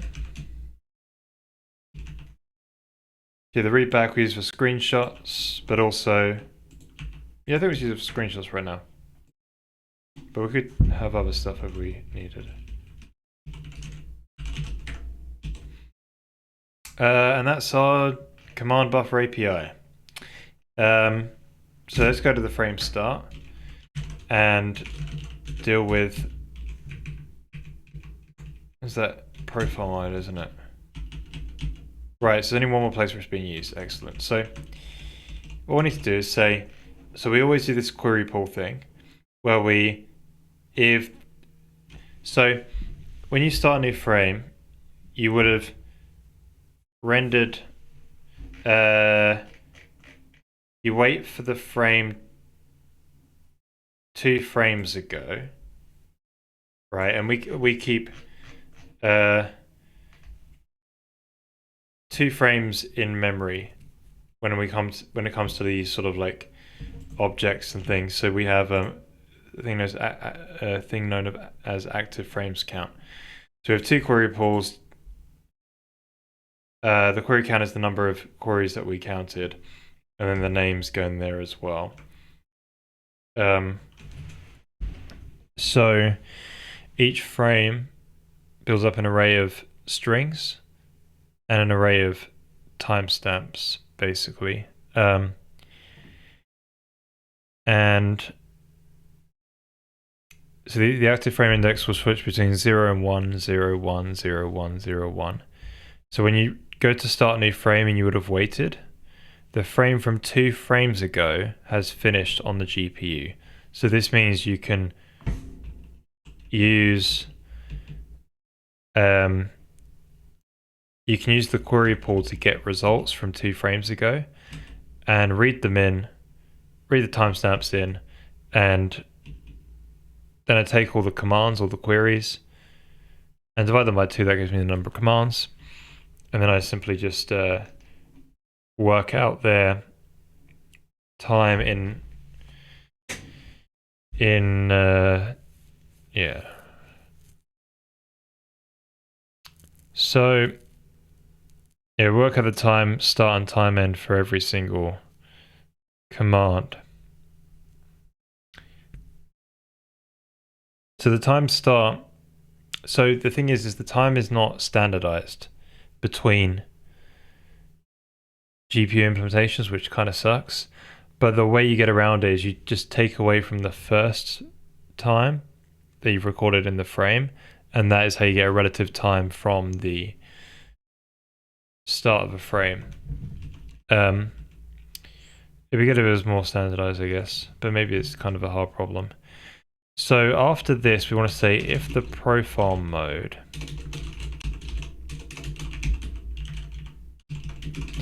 is equal to GPU profile mode whole frame, I actually want to just drop in I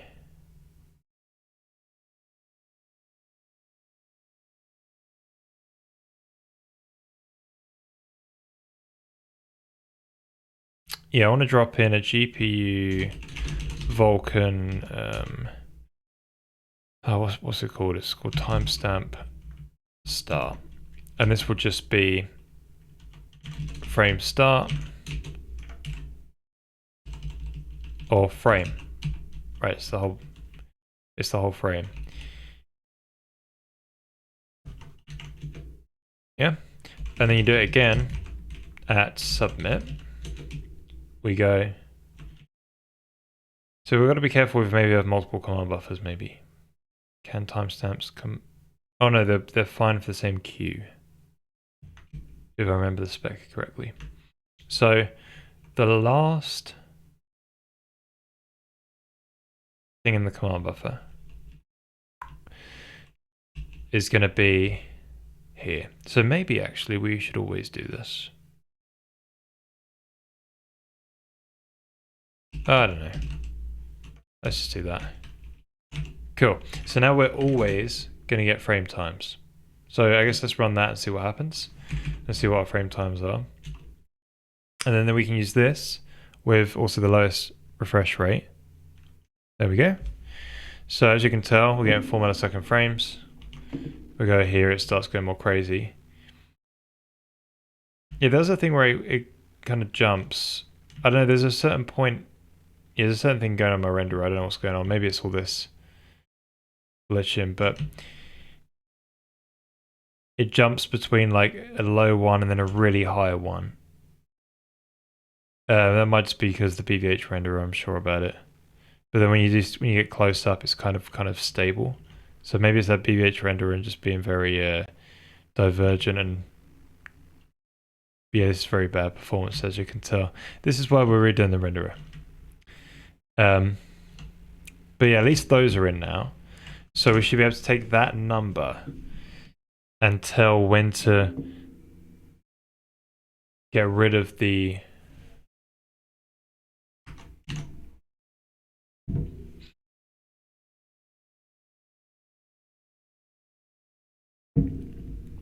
so when we destroy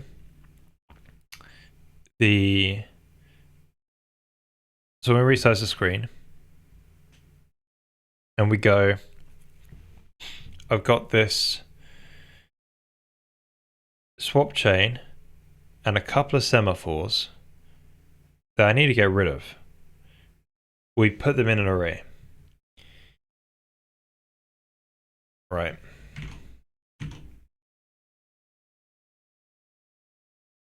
Yeah, I think this code is actually quite simple if I do it this way. So we want to have a running average of the frame time in milliseconds. Is that sensible? I don't even have a timing system. I don't have a oh my days. I just realized. CPU side, I don't even have a way to get time. So I guess we've got to add that in now. Alright. Let's quickly jam this in. So in core.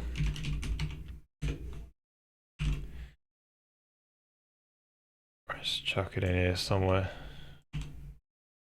Bit of time. So I think I want to do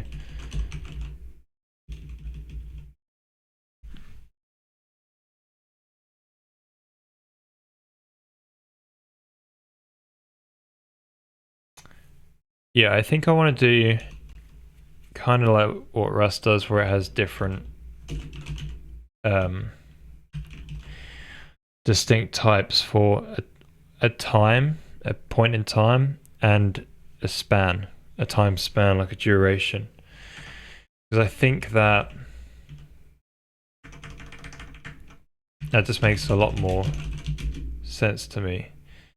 Maybe we'll have to put them in the same thing. Maybe we call it time span or shorter.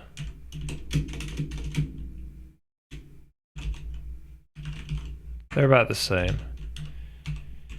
Or maybe keep duration because it's so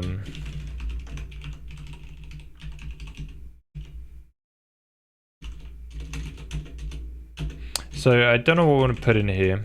So in Linux you get back a time spec, and a time spec T is a U64 seconds, and then a nanoseconds. Is that as an int or something, isn't it? I think it is an int.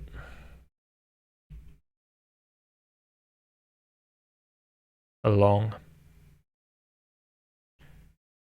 Since C23, implementation defines signed integer that can be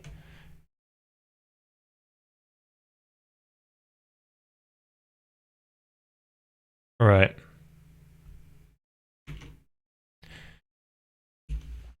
Classic. So yeah, an int does that, doesn't it? 1,000,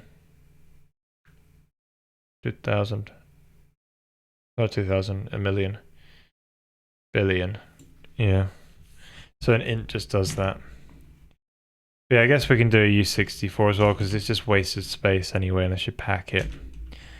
So nanoseconds.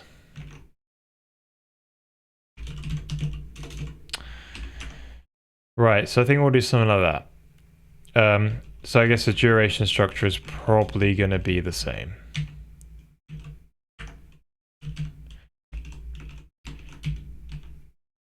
But so the thing is about duration though, is like it could span. Technically, you want it to always span, have a start and an end. So you just got to be careful with signiness.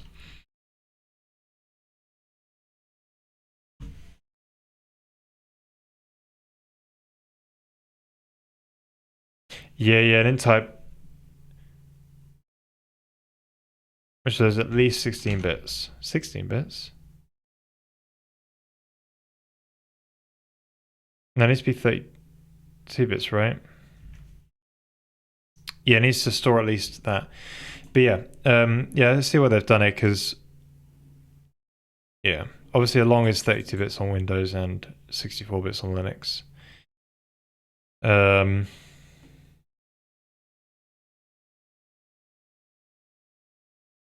But yeah, on some hardware, I guess they could have 16-bit platform. Hey, movement. Well, what to? Well, I'm down the rabbit hole right now. Basically, start a new renderer, so I thought I'd fix some bugs. Read the Vulkan Swapchain recreation thing. Realized the way they wanted to solve it was the way they wanted to solve recreating swap chains is just unbelievable, to be honest. And they say you should use this extension, but it's not supported on everything. This will just accumulate so much memory, it's just ridiculous. If the user just keeps resizing the window. So I've decided to come up with my own way of determining when the swap chain ends or can be deleted. So right now I'm just actually making ways to fetch the time on the system and making ways to turn that into a floating point properly and get some yeah. And then we could probably get proper delta time as well, because we haven't got that yet. But yeah, redoing a renderer. That's the plan. Probably show what we got right now. Officially long is 32-bit. Yeah, I don't know why they didn't keep with the long. And they want it to be signed as well. Weird.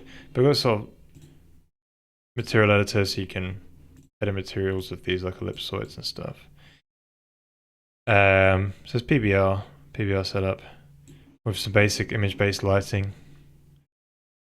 And then some BVH rendered ellipsoids and things. But yeah, I'm just planning on rerunning this because the performance is not great and it flickers a bit. But yeah, it's gonna be good.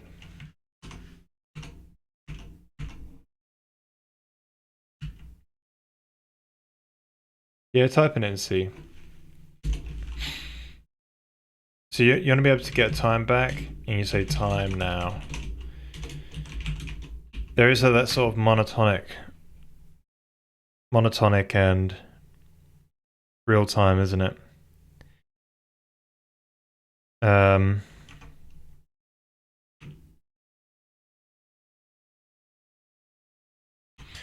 forget these things.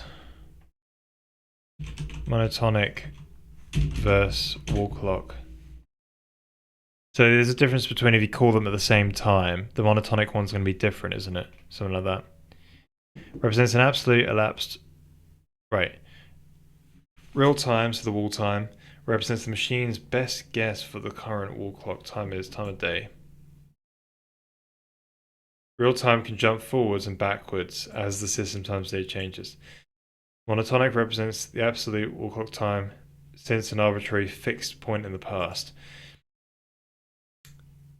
It isn't affected by changes, right? So since the time of the application starting, basically.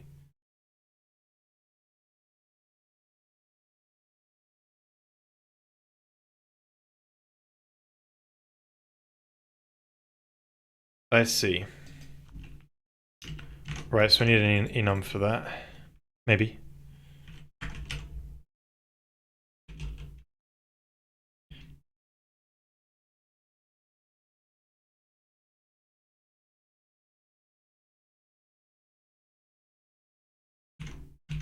I guess it's time mode.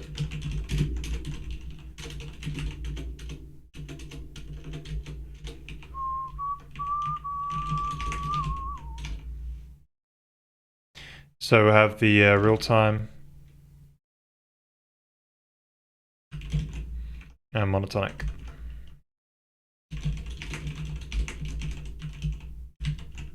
That's how you spell it. Monotonic, right. So now switch. So that's provided by Linux already.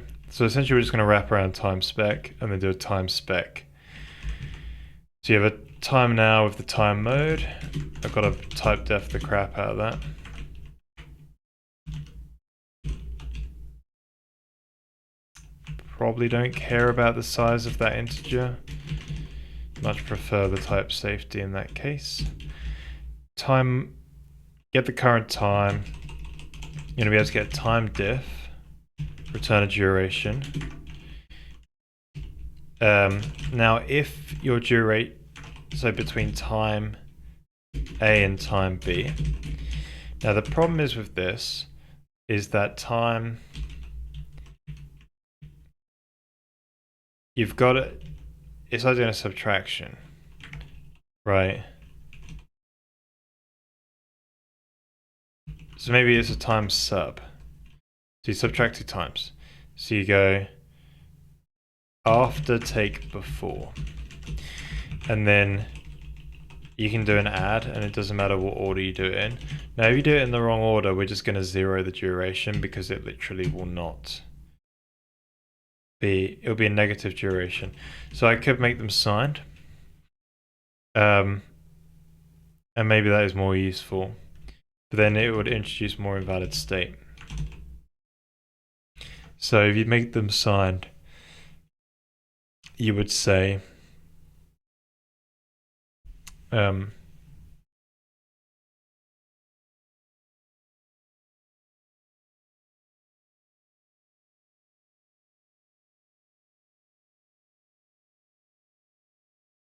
if you add 2 times, it's not going to get your duration, it's going to get your time back, right? No, you've got to add a duration, right? If you add a time,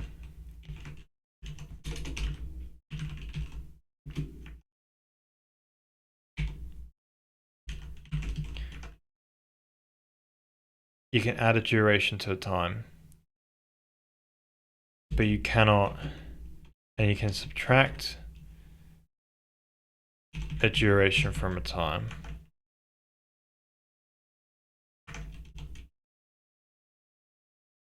And then you can subtract 2 times. Yeah, I don't know. From each other and get a duration back. You can also subtract with the current time, but if you did that, you'd need to know the time mode. So yeah, you'd have to pass it in. Right. So I think this is basically what we want. And then duration has its own stuff like duration.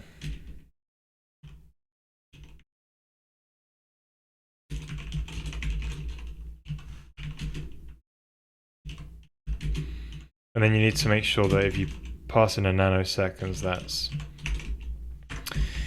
too big, that it becomes a whole second. You need to add it onto your seconds. You want a way to be able to get back some forms of floats. You're going to be able to get, what do you want to be able to get? Millis. Probably just as floating point. I don't really care about the set. So you're going to be able to get it as seconds. Probably don't care about float 64. Probably. Milliseconds. Right. S, MS, US. Is that what it is? Microseconds.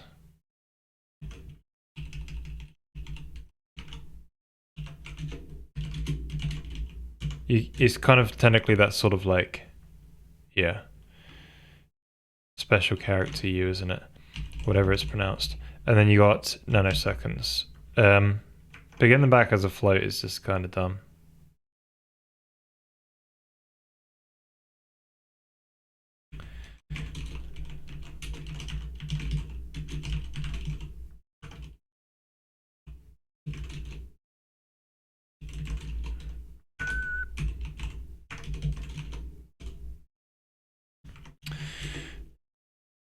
Yeah, maybe I could say float 32 just in case. You know, I could do the 64 version. It's not the end of the world.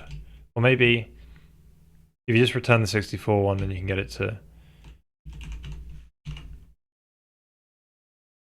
cast it down. Yeah, let's return the float 64s. And if you want the seconds as an integer, you just put it in as you just access the member, right? So I think these are ones we've got to implement. We've got to do it on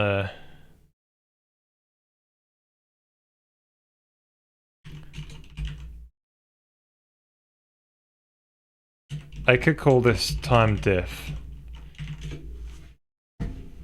Yeah, that'd be better. Okay. So I think that'd be a really nice time API. Then we can actually get proper delta time as well in the future.